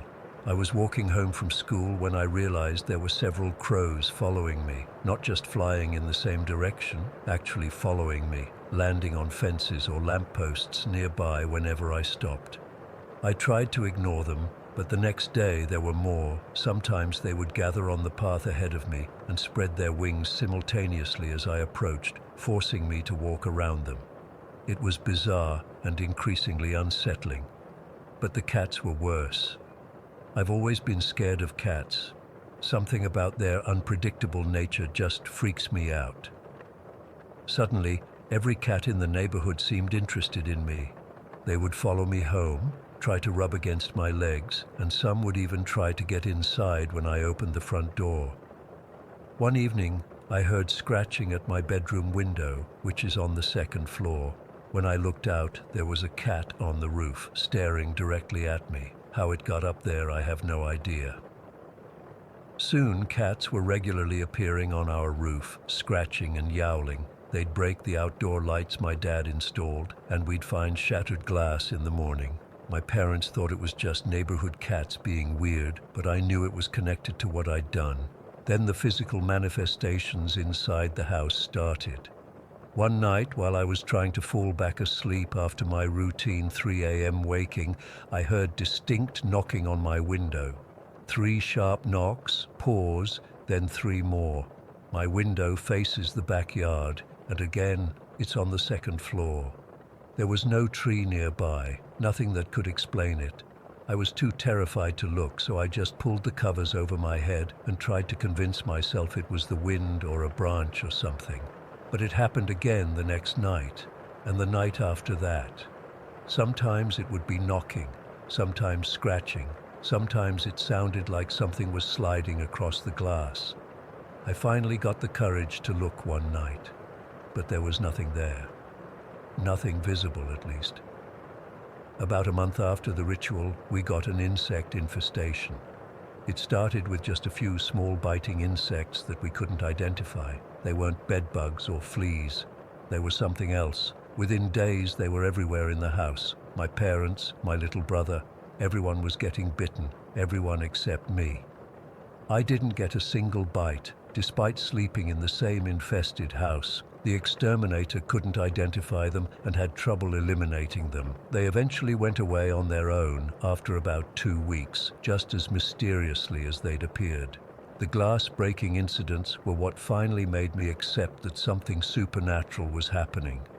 It started with a glass cup shattering in my hand while I was just holding it. Then the glass shower door cracked while I was showering. A glass pan exploded in the oven when I was helping my mom cook. Light bulbs would burn out whenever I entered a room. It got so bad that my parents switched to plastic and metal wherever possible. I was living in constant fear, unable to sleep properly. With no interest in school or anything else I used to enjoy, I started losing weight because I was too anxious to eat. My friends stopped inviting me out because I'd become so withdrawn and strange. When I tried to tell my best friend what was happening, she just looked at me like I was crazy and suggested I see a therapist. About 6 months after the ritual, I met Jason. He was new to our school, and for some reason, he was interested in me despite my obvious issues. We started dating, and strangely, when I was with him, the phenomena seemed to lessen. The nightly wakings still happened, but I could fall back asleep more easily. The animals still acted weird around me, but they were less aggressive. It was like whatever I'd summoned was backing off slightly when Jason was around, but it never went away completely. Even now, 5 years later, I still wake up between 3 and 4 every morning. I still have to deal with strange animal behavior, though I've gotten used to the crows and have learned to avoid cats as much as possible.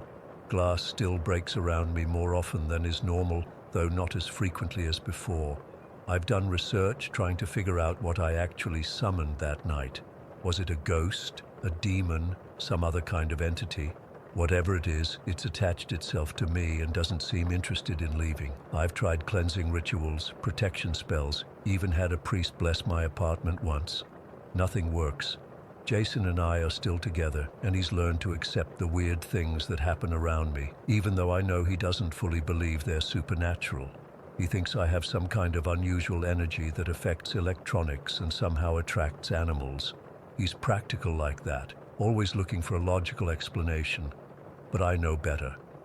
I know that I invited something into my life that night, something that wasn't the romantic vampire boyfriend I was stupidly hoping for, something darker and more persistent, something that's been feeding off my energy for years. Just last week, I woke up with 3 scratches on my arm that weren't there when I went to bed. The night before that, I distinctly felt someone sit on the edge of my bed, but when I turned on the light, no one was there. Jason was staying at his brother's that night, so it wasn't him. I don't know what to do anymore. I've learned to live with most of it, but I'm terrified that it's escalating again.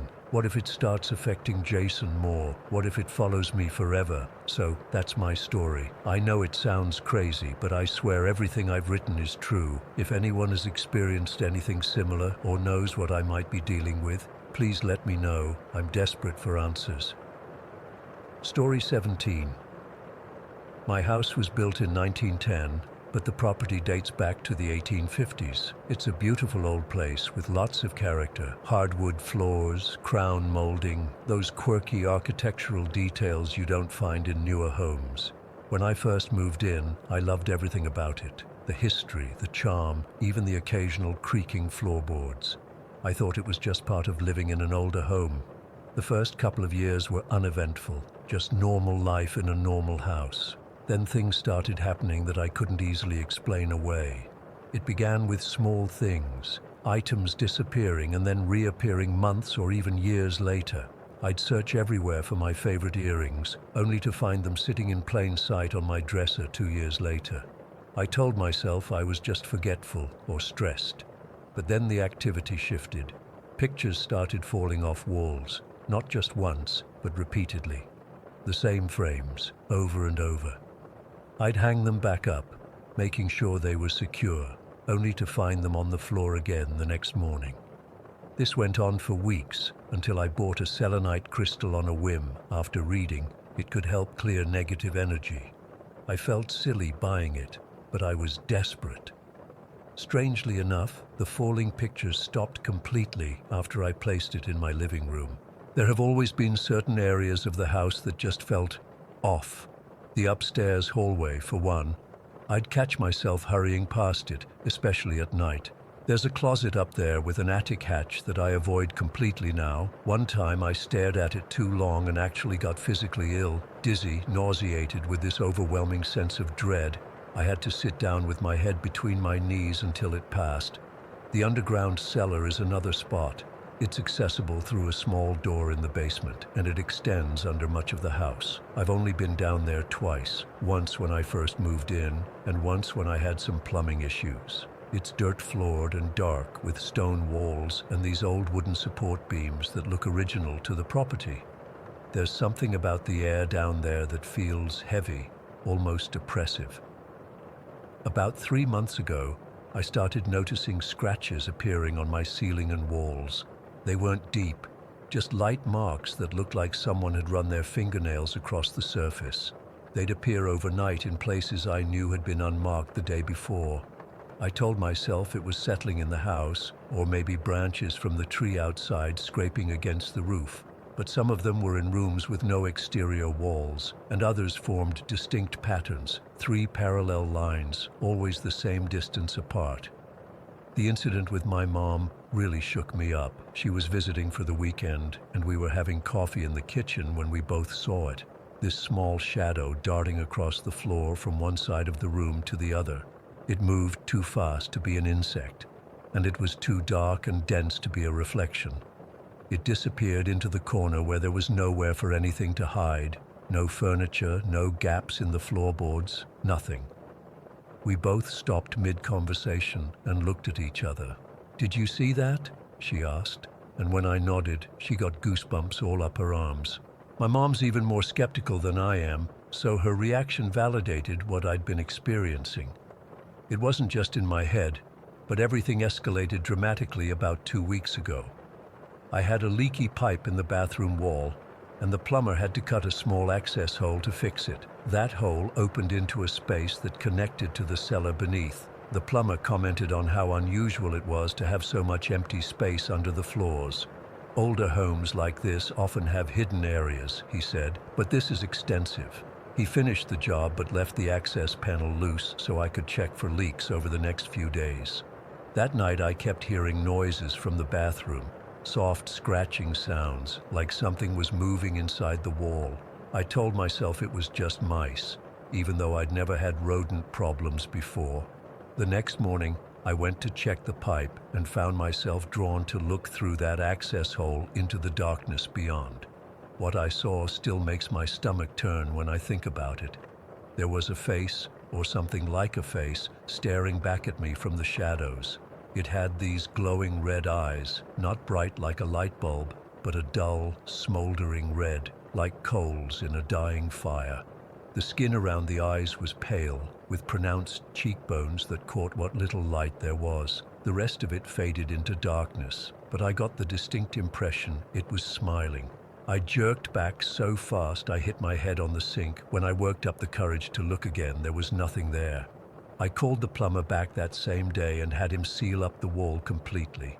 I told him I was worried about drafts. He gave me a weird look but didn't ask questions. For several days after that, the house felt different, heavier, like the air itself had thickened. I'd walk into rooms and feel like someone had just left. The temperature would fluctuate dramatically. One spot in the living room would be freezing cold, while the rest of the house was warm. My sleep was disrupted by vivid nightmares where I was being watched by something I couldn't quite see. Then last Thursday, something happened that I still can't explain. I was getting ready for work when I remembered I'd lost one of my favorite earrings about a month earlier. I'd torn the house apart, looking for it with no luck. As I was thinking about it, I heard a soft tapping sound on the hardwood floor behind me. When I turned around, there was my missing earring, rolling to a stop at my feet. It had come from the direction of the bathroom, from the direction of that sealed-up hole in the wall. I picked it up with shaking hands. It was ice cold to the touch, like it had been kept somewhere freezing. There was no rational explanation for how it had suddenly appeared, rolling across my bedroom floor as if someone had tossed it there. The most terrifying incident happened just 3 days ago. I was sitting in my living room reading, and it was getting dark outside. I hadn't turned on many lights yet, so the windows had started to reflect the inside of the room rather than showing the outside. I glanced up at the window across from me and froze. The reflection didn't match my living room. It showed a different room entirely, one with darker walls and older furniture I didn't recognize. In the reflection there was a small child with bright red hair sitting on what looked like an old-fashioned couch. The child had its head buried in a woman's arms, but I couldn't see the woman's face at first because her head was bent down. I sat completely still, unable to move or even breathe properly. As I watched, the woman in the reflection slowly lifted her head and looked directly at me. Her face was unnaturally pale, her hair straight and white as snow, and her eyes, they were the same glowing red eyes I'd seen in the wall.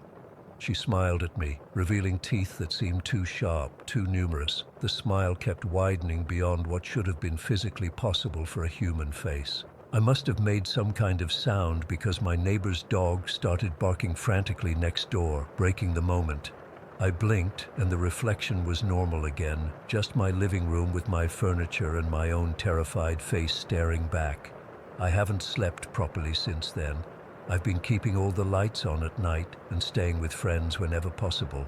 I've researched local history, trying to find any records of deaths or tragedies on the property, but there's surprisingly little information available. The county records office had a fire in the 1970s that destroyed many of the older documents. I don't know what kind of entity I'm dealing with here. From what I've read, the red eyes and the ability to manipulate physical objects suggest something more powerful than a regular ghost or residual haunting. Some sources say it could be a demonic presence, but I'm hesitant to put that label on it without more evidence. Whatever it is, I'm increasingly certain it's been here much longer than I have, and it's becoming more active or more visible to me as time passes. The scratches on my walls have been appearing more frequently, and last night I woke up to find 3 fresh ones directly above my bed. I've considered bringing in a medium or paranormal investigator, but part of me is afraid that acknowledging the entity directly will only make it stronger. The other part is terrified of being told this is something beyond amateur cleansing rituals and sage burning. For now, I'm documenting everything and weighing my options. Moving out feels extreme, but so does continuing to live with whatever is sharing my space. The worst part is not knowing what it wants or why it's revealing itself to me now after years of relatively minor activity. Every time I walk past that sealed hole in my bathroom wall, I can feel it watching me. And sometimes when I'm almost asleep, I swear I can hear a child crying somewhere in the walls, followed by a woman's voice whispering words I can't quite make out. I just hope whatever's in my house stays there if I do decide to leave. Story 18. I've never really told anyone about this except my immediate family and a couple of close friends. Even now, 20 years later, typing this out makes my hands shake. But after lurking on this forum for months and reading everyone else's experiences, I figure maybe it's time to share mine. I was 11 years old, living with my parents and younger sister in rural Virginia, about 30 minutes outside of Charlottesville. Our house wasn't anything special.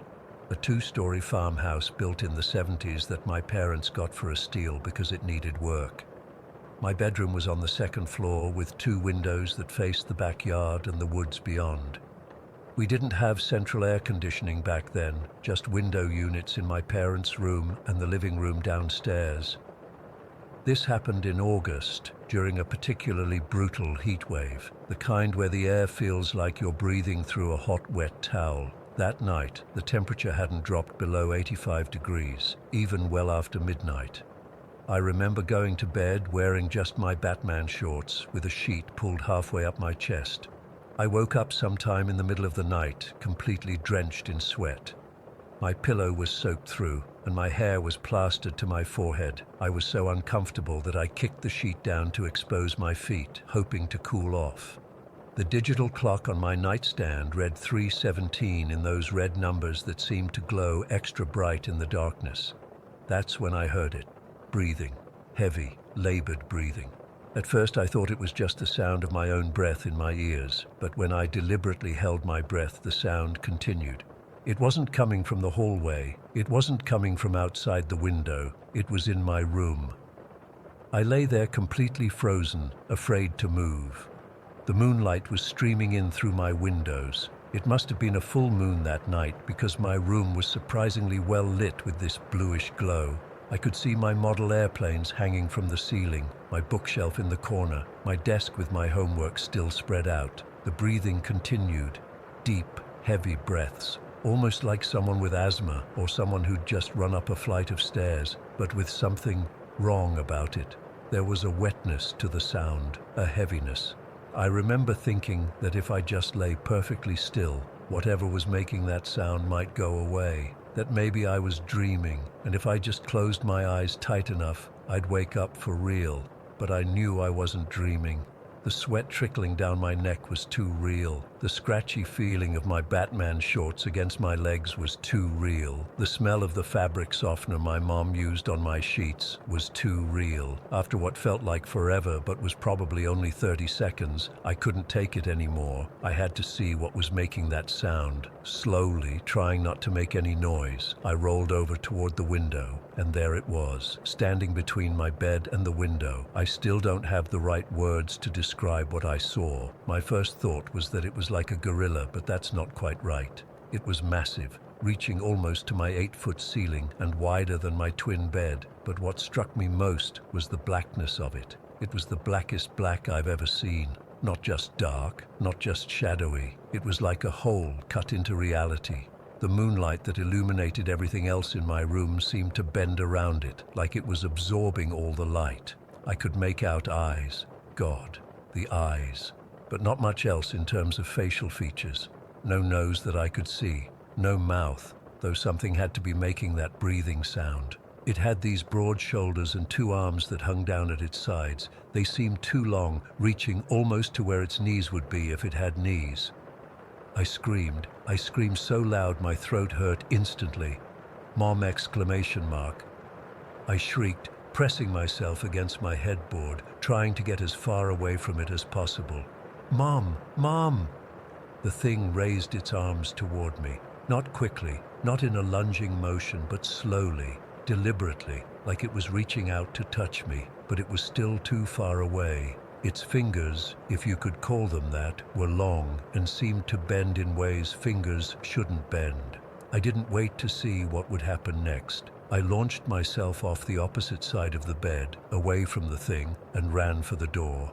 I remember my feet slipping on the hardwood floor because they were so sweaty. I crashed into my dresser on the way, knocking over my trophy from the science fair, but I didn't care. I just needed to get out. I yanked open my bedroom door and sprinted across the hallway to the bathroom. As I slammed the bathroom door shut behind me, I caught one last glimpse of my bedroom. The thing was still there, in the exact same spot, arms still raised, making no attempt to follow me.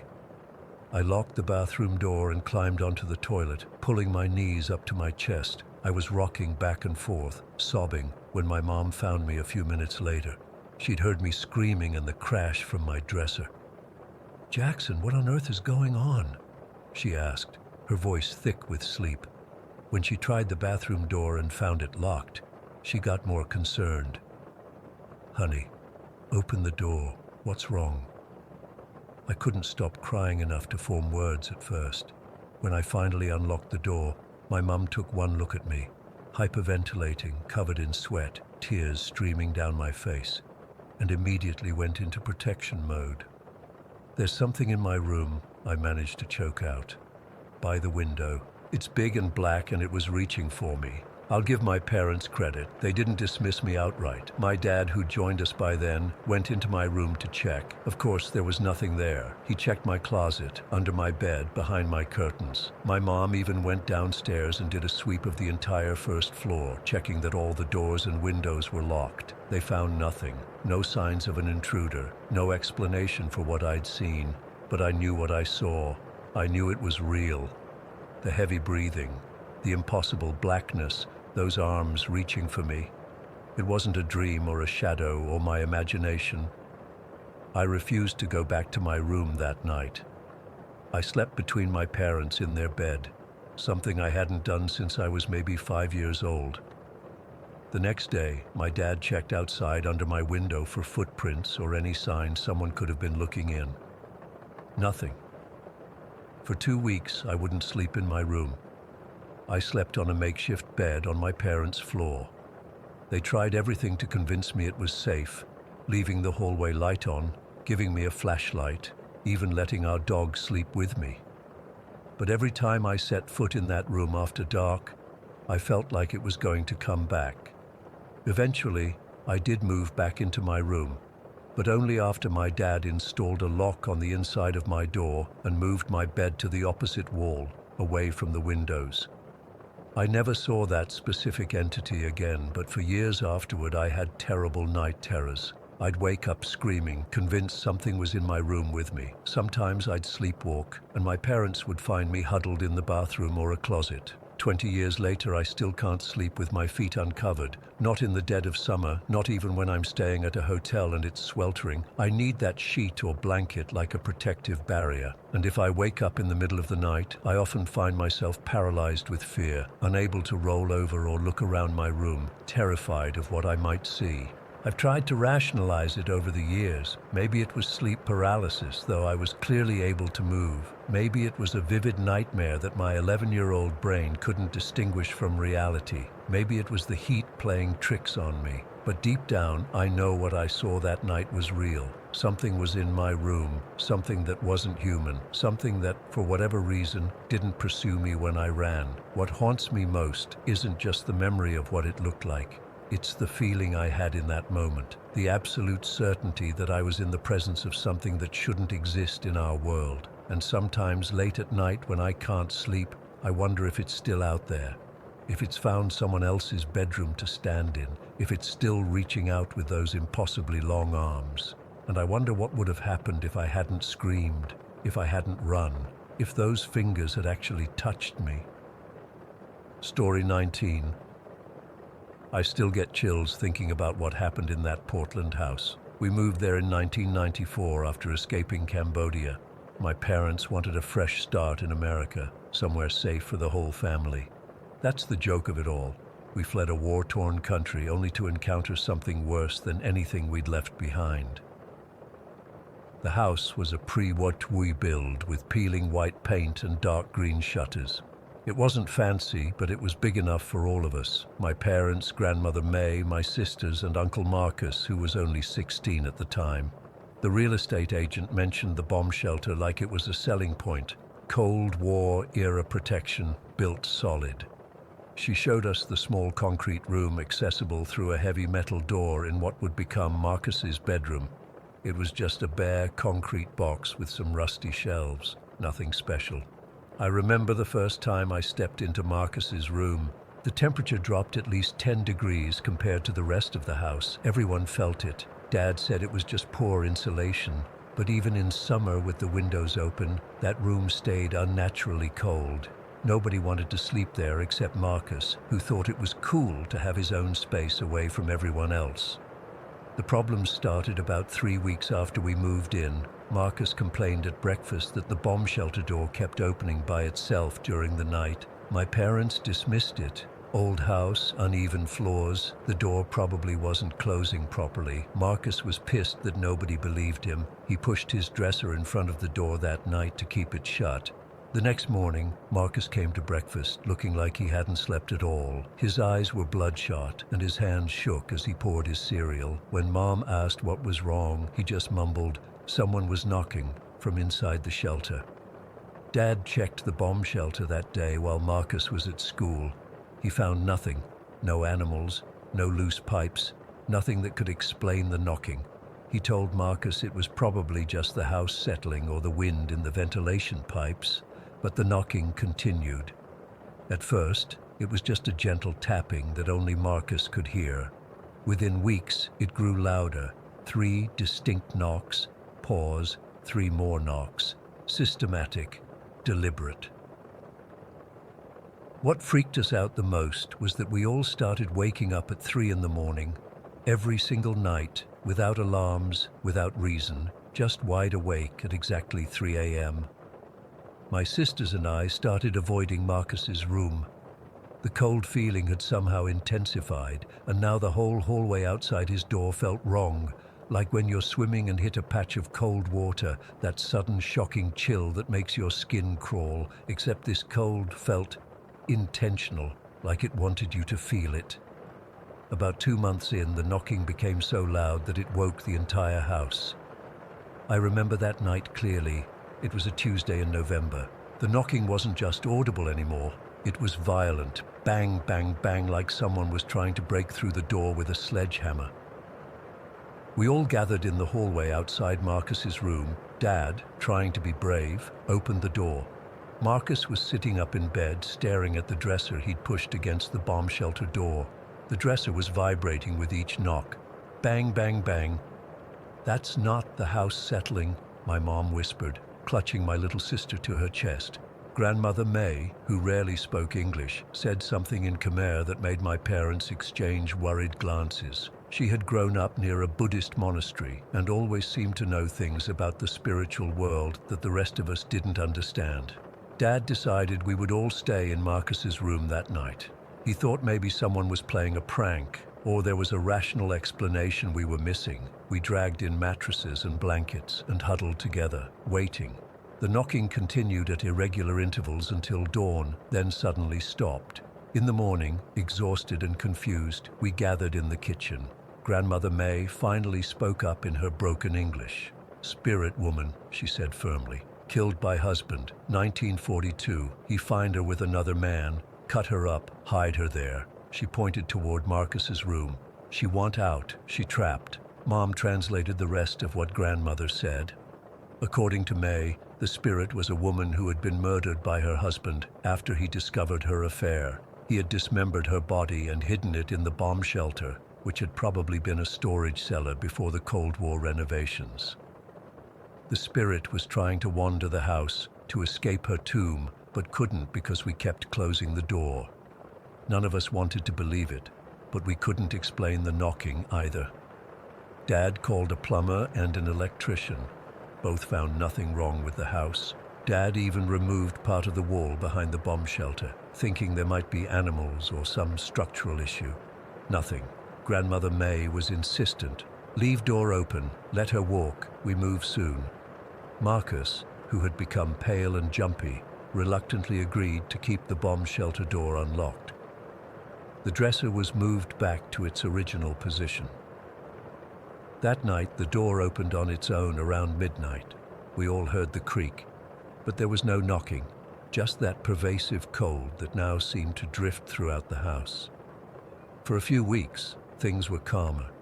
We'd occasionally feel cold spots moving through the house, and sometimes I'd wake up feeling like someone was standing at the foot of my bed, but the violent knocking had stopped. Dad started looking for a new house, but the market was tight and we didn't have much money. Marcus grew increasingly irritated with the door opening every night. He'd wake up to find it wide open, that black rectangle staring at him in the darkness. After about a month, he snapped. I heard him shouting one night, "Stay in your fucking tomb." He slammed the door shut and installed a bolt lock he'd bought at the hardware store. That was a mistake. The knocking returned that very night, louder than ever. Not just 3 knocks now, but continuous pounding that shook the walls. I ran to Marcus's room and found him standing in the corner, as far from the door as possible. The bolt lock was vibrating so violently I thought it would tear from the wood. "Open it!" I shouted over the noise. "No!" Marcus yelled back, his face contorted with fear and anger. "I'm not letting it out. This is my room." What happened next still gives me nightmares. The pounding stopped abruptly. Complete silence fell for maybe 5 seconds, then came a sound like rushing wind, and the bolt lock broke clean off the door. The heavy metal door flew open with such force that it dented the wall. A gust of freezing air exploded from the bomb shelter, carrying with it a smell like wet earth and something metallic, like blood. Something shot out of the darkness and struck the wall inches from Marcus's head. When we turned on the lights, we found a jagged piece of metal looking like it had been torn from the shelving inside the shelter, embedded in the wall. If it had hit Marcus, it would have killed him. Mom and Dad came running in. When they saw the metal shard and the broken lock, Dad immediately called a hotel. We packed overnight bags and left within 20 minutes. No one wanted to stay in that house another night. Grandmother May arranged for local Buddhist monks to come perform a cleansing ritual. They burned incense and chanted prayers in every room, focusing especially on the bomb shelter. One of the monks told us, through a translator, that they sensed great suffering in that space, but they believed their ritual would help the spirit find peace. We moved into a different house the following month. Dad took a second job to afford the rent. None of us wanted to talk about what had happened, especially Marcus. He became quieter, more serious. The rebellious teenager disappeared, replaced by someone who jumped at shadows and kept all his doors open at night. Years passed. Marcus mellowed out, went to college, got married, and had a daughter. We thought everything was behind us until his daughter turned 3. She started doing something strange, placing cups of water in every doorway of their house. When Marcus's wife asked why, the little girl said matter-of-factly, "For the scary-looking woman with red eyes, she's always following Daddy." Marcus called Grandmother May in a panic. She came to their house and immediately sensed something was wrong. The spirit hadn't been laid to rest. It had attached itself to Marcus when we fled the Portland house. It had been with him all these years, growing stronger, waiting. Grandmother May contacted the Buddhist community again. This time, 3 monks from different states came to help, one from California, one from Washington, and one from Texas. They performed cleansing rituals for 2 days, but still, Marcus's daughter continued placing water cups in doorways. The monk from Texas, an older man who spoke perfect English, decided to stay an extra night. He sat in Marcus's living room alone, chanting and meditating. The next morning, we found him exhausted but smiling. He told us he had confronted the entity directly, a spiritual standoff that lasted until sunrise. He described seeing a woman with hollow eyes and limbs that bent at unnatural angles. She had tried to intimidate him, to frighten him away, but he had remained steadfast in his prayers. "She's gone now," he said simply. "She has moved on." Marcus's daughter stopped putting out water cups. The oppressive feeling that had followed Marcus for years lifted. For the first time since we'd lived in that Portland house, he seemed truly at peace. We never reported what happened to the authorities. What would we say? That we found evidence of a decades-old murder through ghostly knocking? But sometimes I wonder if there really are remains buried in that bomb shelter. I wonder if some future homeowner might renovate and discover the horrible truth beneath the concrete. I still can't explain everything that happened in that house. The knocking, the cold, the violent force that broke the metal lock and hurled a shard at Marcus's head. Science can't explain it. Logic can't explain it. All I know is what I experienced, what my family endured, and the relief we felt when that monk from Texas finally helped free us from whatever had attached itself to us. I don't believe in much anymore, but I do believe some places hold on to pain, and sometimes that pain wants company. Story 20. I've been debating whether to share this for a long time. I'm not a writer or anything, just someone who's experienced things I can't explain, and they've been weighing on me for years. I guess I'm hoping someone else has gone through something similar and can help me make sense of it all. I've had multiple encounters with what I can only describe as shadow people throughout my life. They've appeared to me in different places, in different forms, but they always leave me with the same cold feeling of dread that lingers long after they're gone.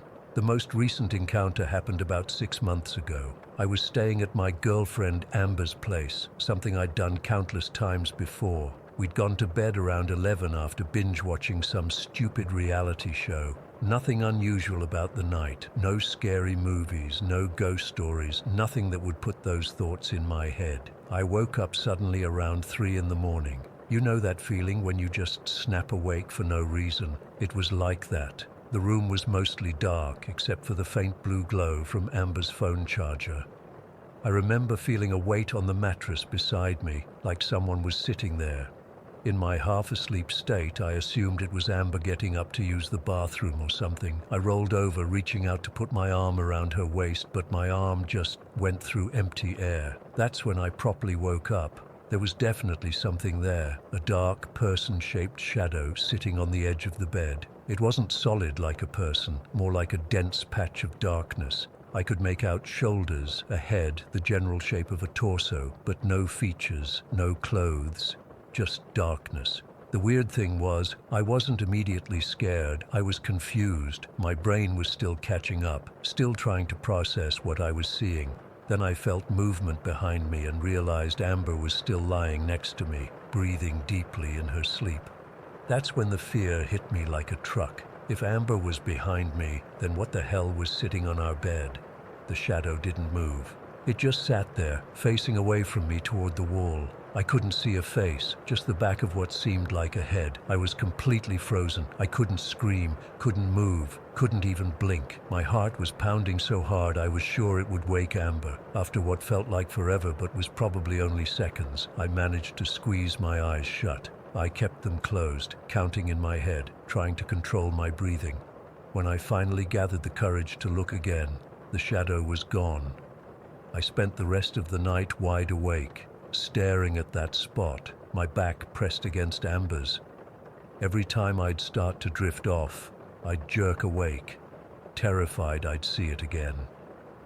When morning finally came, Amber woke up in a weird mood. She looked exhausted and kept rubbing her neck. When I asked what was wrong, she told me she'd had this horrible nightmare where something was sitting on her chest, pressing down, making it hard to breathe. She said it felt like she was being choked. I still haven't told her what I saw. I'm afraid she'll think I'm crazy or that I'm making it up. But I know what I saw, and the coincidence with her nightmare is too much to ignore. This wasn't my first experience with these things, though. They've been following me since I was a kid. The earliest encounter I can clearly remember happened when I was about 5 or 6 years old. My family was visiting my grandparents' house for some holiday. I think it was Easter. Their house was this old farmhouse that had been in the family for generations. It always had this heavy feeling to it, like the walls were soaked with memories. That night, the adults were all still up, drinking and talking in the living room. I could hear their muffled voices and occasional bursts of laughter through the walls. I was tucked into the guest bedroom alone, supposed to be asleep, but the unfamiliar room and the distant voices kept me awake. I was lying there, staring at the ceiling and counting the cracks in the plaster when I heard the door creak. You know that distinctive sound of an old wooden door opening slowly? It's unmistakable. I remember turning my head toward the door, expecting to see my mom checking on me or maybe one of my cousins sneaking in. But what I saw instead has stayed with me for my entire life. The door opened about halfway, and there in the doorway stood a dark figure. Not a person, at least not a normal one. It was completely black, like a cutout of a person made from the darkest material imaginable. It was roughly the shape of an adult, but something about the proportions was wrong. Its limbs seemed too long, its torso too narrow. It just stood there, completely still, half in the doorway. I couldn't see any features at first. It was like looking at a person-shaped hole in reality. I was paralyzed with fear, but I couldn't look away. Then slowly, it changed. Two bright white eyes opened, not normal eyes, just perfect circles of white in that black face. And then came the worst part. It smiled, a wide, unnatural grin that stretched far too wide across its face. The white of that smile against the blackness of its form is something I'll never forget. I couldn't scream, I couldn't move. I just lay there staring at it as it stared back at me. I don't know how long we stayed like that. It could have been seconds or minutes. Eventually, I managed to pull the covers over my head. I stayed that way until morning, shaking, sweating, convinced that if I looked out, it would be standing over me. When I finally emerged in the morning, everything was normal. Sunlight streamed through the windows. My family was making breakfast, and no one seemed to notice anything was wrong. I didn't tell anyone what had happened. I was just a kid, and I thought they'd say it was just a nightmare. Years later, when I was in my teens, I finally worked up the courage to mention it to my aunt during a family reunion at that same house. I expected her to laugh it off or look confused.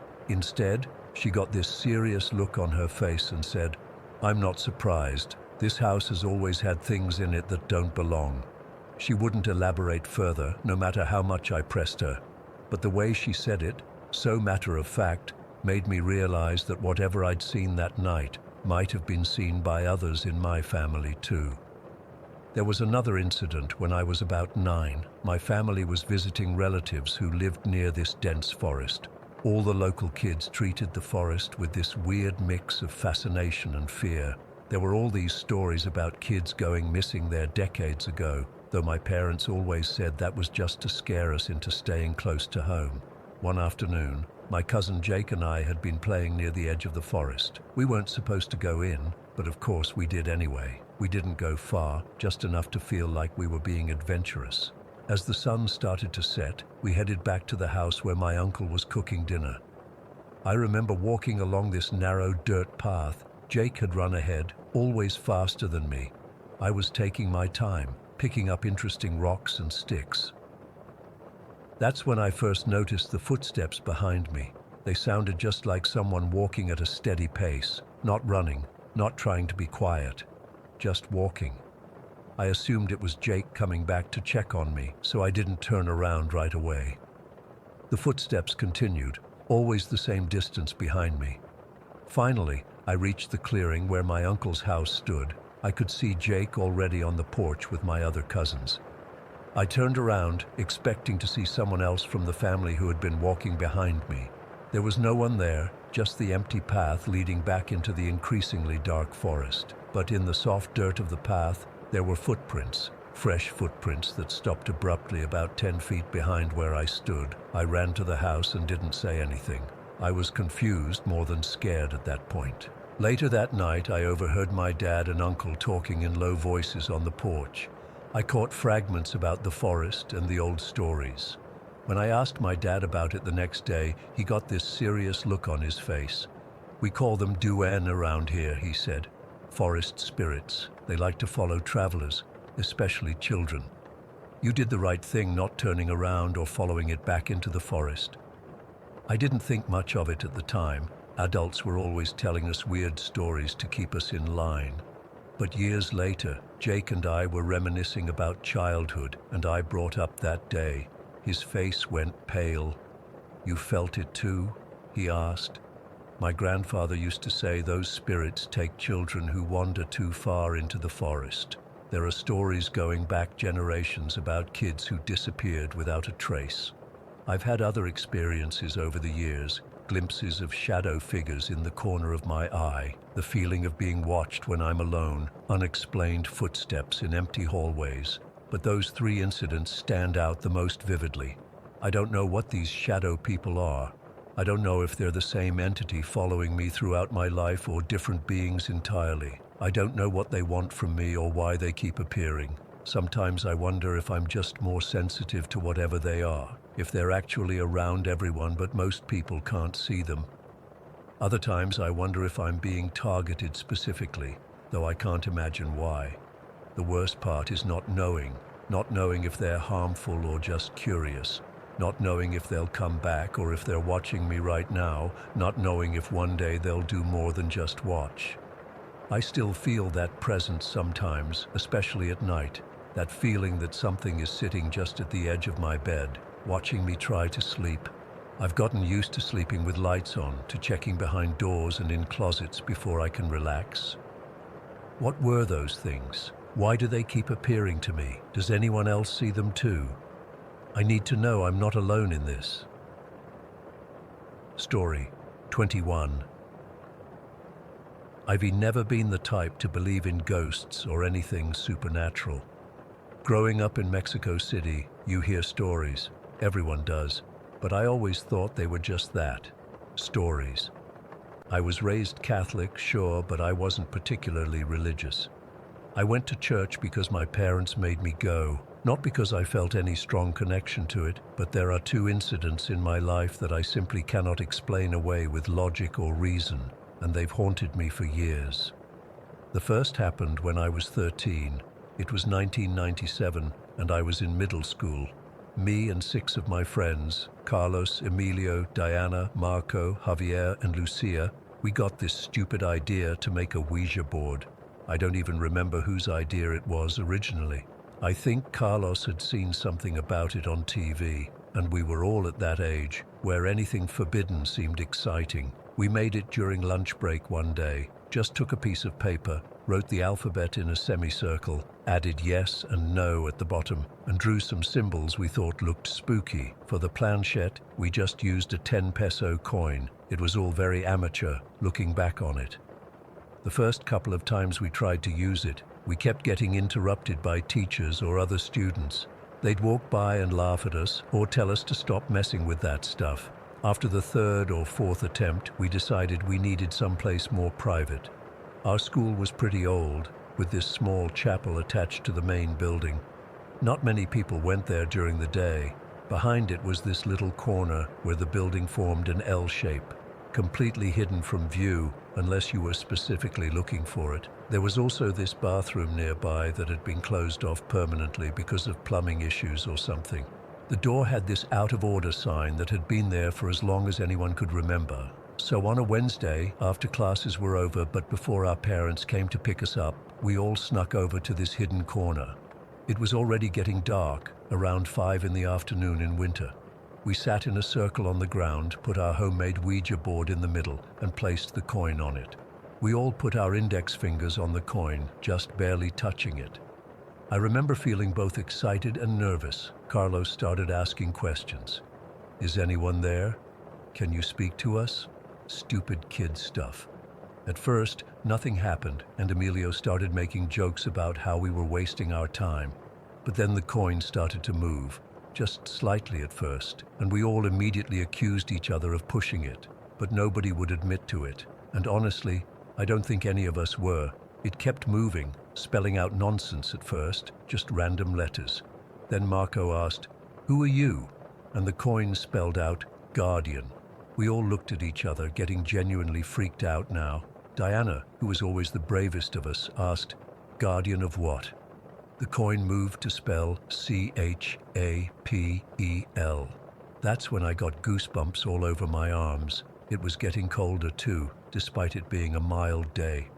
I remember thinking we should stop, but nobody wanted to be the first to chicken out. Carlos asked, "Are you a good spirit or a bad one?" The coin didn't move for what felt like forever. Then it slowly dragged to yes.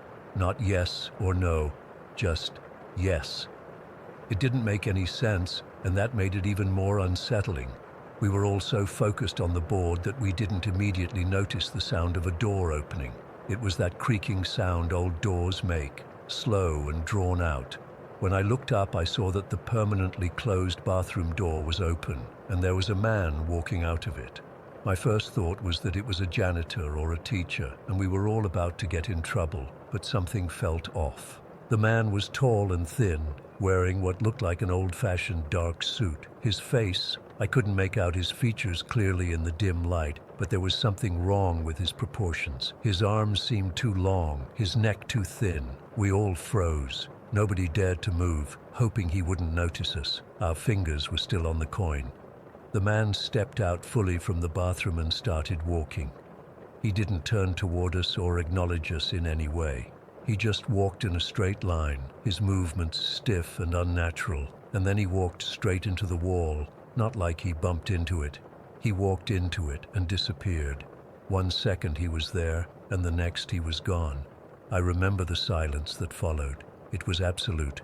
Even the ambient sounds of the school seemed to have vanished. I couldn't hear birds, distant traffic, nothing, just 7 kids breathing in terror.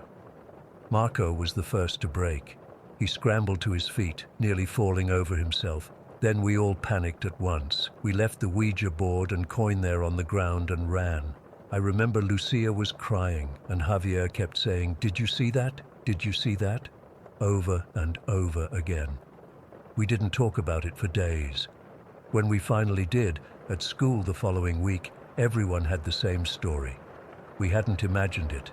7 of us had seen the same impossible thing. I couldn't sleep properly for weeks afterward. I kept waking up in the middle of the night, convinced someone was standing in the corner of my room.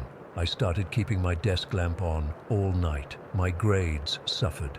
My parents thought I was just going through a phase. I even went to confession, something I never did voluntarily. The priest didn't seem to know what to make of my story. He told me to pray and gave me a rosary that I kept under my pillow for months. Eventually, the memory faded enough that I could function normally again. We all moved on. Some of us stayed friends, others drifted apart as we went to different high schools. But none of us ever went back to that corner behind the chapel, and as far as I know, none of us ever messed with a Ouija board again. For 26 years, I managed to convince myself it had been some kind of mass hallucination or misunderstanding. Maybe it was a maintenance worker in strange lighting. Maybe we were all suggestible kids who spooked each other. I built a life, got a degree in engineering, had relationships, normal stuff. I didn't think about the incident much anymore. Until last year, I was 39, and my girlfriend Teresa had been diagnosed with stage 4 pancreatic cancer. It was aggressive, and by the time they found it, there wasn't much they could do except make her comfortable. I moved into her apartment to help take care of her, along with her mother. Teresa had good days and bad days. On her bad days, I would sleep in the living room to give her and her mom space. The couch wasn't comfortable, but I didn't mind. I just wanted to be there for her however I could. One night, it was a Tuesday in August, I fell asleep on that couch around midnight. I had a dream that was so vivid it didn't feel like a dream at all. In it, I was lying exactly where I was in reality, on Teresa's couch, but I could see through the walls of the apartment. Outside, circling the building, was this tall, hunched black figure. It was completely dark, not like a person wearing black clothes, but like a piece of the night sky had been cut out in the shape of a person. It had no features I could discern, just this sense of wrongness about it. In the dream, I watched as this thing circled the building 3 times, getting closer each time.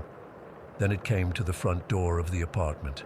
I couldn't move. I was paralyzed, just like I had been as a kid when we saw that man come out of the bathroom. The black figure came through the door, not opening it, just passing through it like it wasn't there. It came into the living room and stood at the foot of the couch, looking down at me. I couldn't see eyes, but I knew it was staring at me. Then it leaned down, over me, getting closer and closer until its face, or where a face should be, was inches from mine. It smelled me. I know how that sounds, but that's what happened. It moved from my head to my toes, sniffing like it was trying to memorize my scent.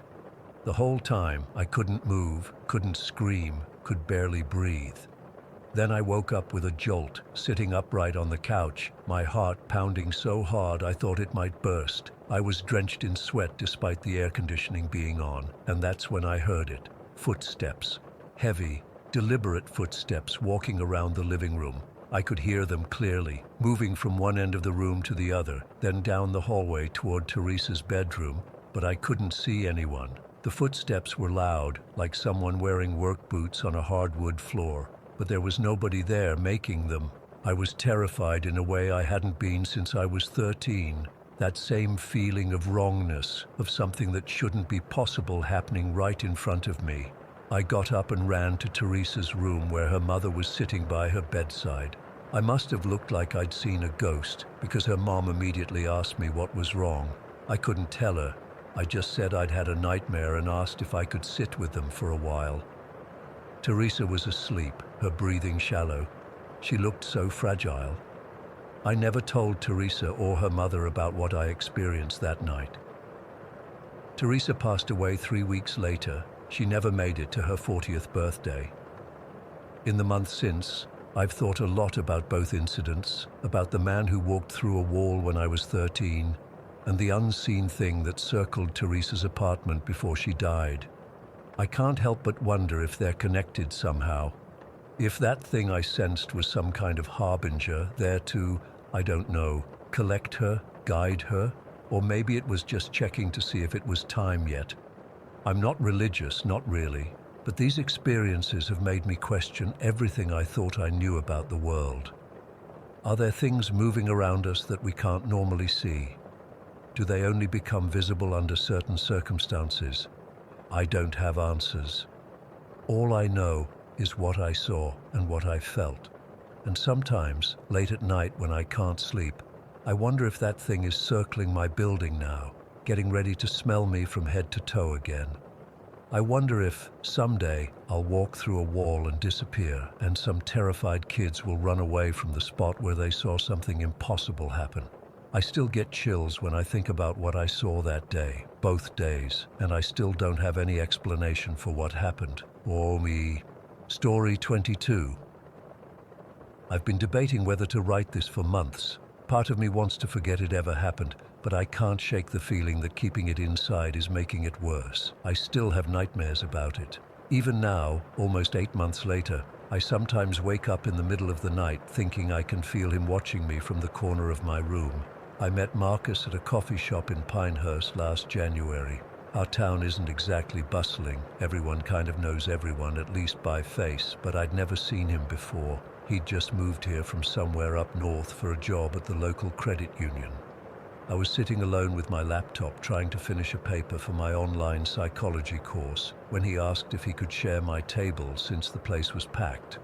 From the start, there was something magnetic about him. He had this way of looking at you that made you feel like you were the only person in the room.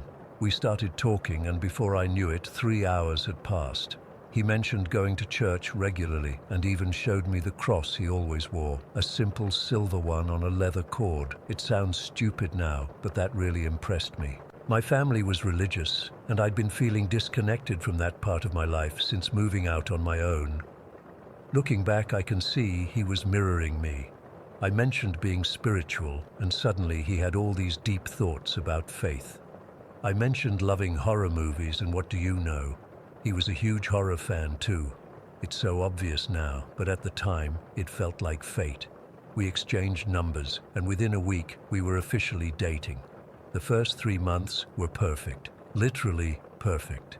He texted me good morning every day, brought me little gifts for no reason, and made me feel cherished in a way no one ever had before. My friends thought I'd hit the jackpot. The changes were so gradual, I barely noticed them. It started with small criticisms. My clothes were too revealing. My friends were bad influences. I spent too much time on my phone. Then came the isolation. He'd get upset if I wanted to see my friends, claiming I didn't prioritize our relationship. If I went anyway, he'd blow up my phone with messages or show up unannounced, always with some emergency that required my immediate attention. The first time he grabbed my arm hard enough to leave bruises, he cried afterward, swearing it would never happen again. I believed him. The second time, he blamed me for pushing his buttons. By the third time, it had become our new normal. I started wearing long sleeves even in the summer heat. Around the 6-month mark, his interest in religion took a dark turn. The cross necklace disappeared, replaced by weird symbols I didn't recognize carved into wooden pendants. His bookshelves, once filled with mainstream fiction, now overflowed with texts on paganism, demonology, and occult practices. He claimed he was expanding his spiritual horizons, but something about it felt wrong. One night at his apartment, I noticed strange markings carved into the wall behind his bed. When I asked about them, he seemed excited to explain. They were runes, he said, ancient symbols with power. He'd carved them himself with a hunting knife he kept under his mattress. Some were for protection, others for strength, and some, he said this with a smile that didn't reach his eyes, were for influence over others. That same night, he showed me his journal. The pages were filled with accounts of animals he claimed to have sacrificed in the woods behind his apartment complex. Detailed descriptions of how he'd cut them open and arranged their organs in specific patterns. He said it was part of his communion with higher powers. I told myself they were just stories, that he was making it up to seem edgy or interesting. I didn't want to believe someone I loved could do something so horrific. But the worst part wasn't the possible animal sacrifices or the runes. It was how he started talking about demons as if they were old friends. He'd mention conversations with entities he called by strange names: Baphomet, Asmodeus, Belial. He described them as misunderstood guides who had shown him the truth behind the veil of reality. Why did I stay? God, I've asked myself that question 1,000 times. Partly fear. By then his anger was unpredictable and frightening. Partly loneliness. He'd successfully cut me off from most of my support network, and partly because I'd convinced myself I could help him, that he was just going through something and would return to the charming, kind man I'd first met. The breaking point came in late October. I'd started secretly saving money, preparing to leave. I must have slipped up somehow because he confronted me, accusing me of planning to abandon him. The rage in his eyes that night was unlike anything I'd seen before. He didn't hit me. Instead, he became eerily calm and said, "You can try to leave, but I'll always be able to find you. We're connected now." That night, after he fell asleep, I packed a bag and went to stay with my sister 2 towns over.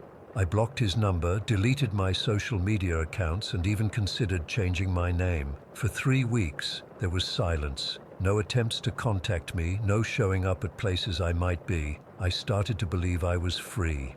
Then came the text from an unknown number. "We need to talk one last time. After that, I'll leave you alone forever. I promise." Against every instinct, against my sister's desperate pleas, I agreed to meet him. Public place, middle of the day, just 15 minutes. Closure, I told myself. We agreed to meet at the parking lot of the town library at 2 in the afternoon on a Tuesday. I arrived early and waited in my truck, constantly scanning the area, ready to drive away at the first sign of trouble. He pulled up exactly on time, parked a few spaces away, and walked over. I reluctantly unlocked the passenger door to let him in, but kept the engine running. He looked terrible, thinner, with dark circles under his eyes and a sallowness to his skin I'd never seen before. But he was calm, apologetic even. He talked about getting help, about realizing he'd gone down a dark path. We sat there for maybe 10 minutes while he explained how sorry he was and how he understood why I had to leave. I remember feeling a wave of relief, thinking maybe this really would be the end of it.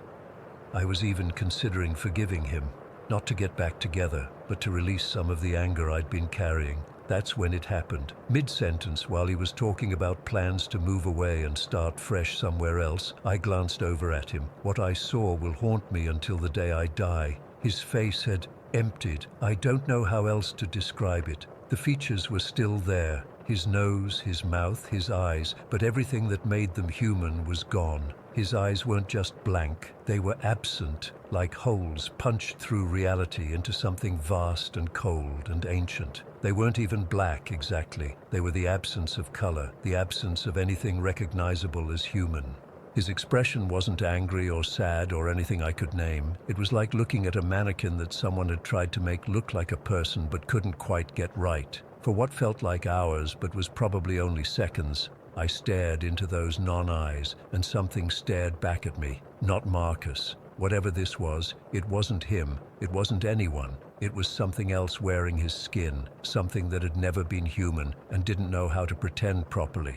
I felt a primal terror unlike anything I've ever experienced. It was instinctual, like a mouse that suddenly realizes it's being watched by a snake. My entire body went cold, then hot, then numb. I couldn't speak. I couldn't breathe. I couldn't even blink. Then, like a television clicking back on, his face returned, his eyes filled with color again, his expression animated with the normal micro-movements of a human face. He continued talking as if nothing had happened, completely unaware of the moment of wrongness. I don't remember how I got him out of my truck. I must have made some excuse. The next clear memory I have is driving 80 miles per hour down back roads, gasping for breath, tears streaming down my face, my hands shaking so badly I could barely hold the steering wheel. I told my sister what happened, and she tried to rationalize it. Maybe it was a dissociative episode, she suggested. Maybe it was my own trauma playing tricks on my perception. Maybe it was what psychologists call the narcissistic stare. That empty look some abusers get when their mask slips. But I know what I saw. Whatever looked at me through Marcus's eyes that day wasn't suffering from a mental health condition. It wasn't human at all. I believe with absolute certainty that whatever dark entities Marcus had been communing with had taken root inside him. Maybe they'd been there all along, or maybe they came later when he invited them in through his rituals. But for that brief moment, one of them looked directly at me, with no pretense of humanity. I moved 3 states away the following week, changed my number, my email, even dyed my hair. I haven't heard from Marcus since, but sometimes I still feel watched. Sometimes I dream of those empty eyes and wake up screaming. I've tried to tell myself it was a trick of the light, a manifestation of my fear, anything but what I know it really was. But deep down, I know the truth. I looked into the face of something that should not exist in our world, something that had wrapped itself in human skin and was walking among us. And sometimes, late at night, I wonder how many others like it are out there, wearing familiar faces, waiting for moments when they don't have to pretend anymore.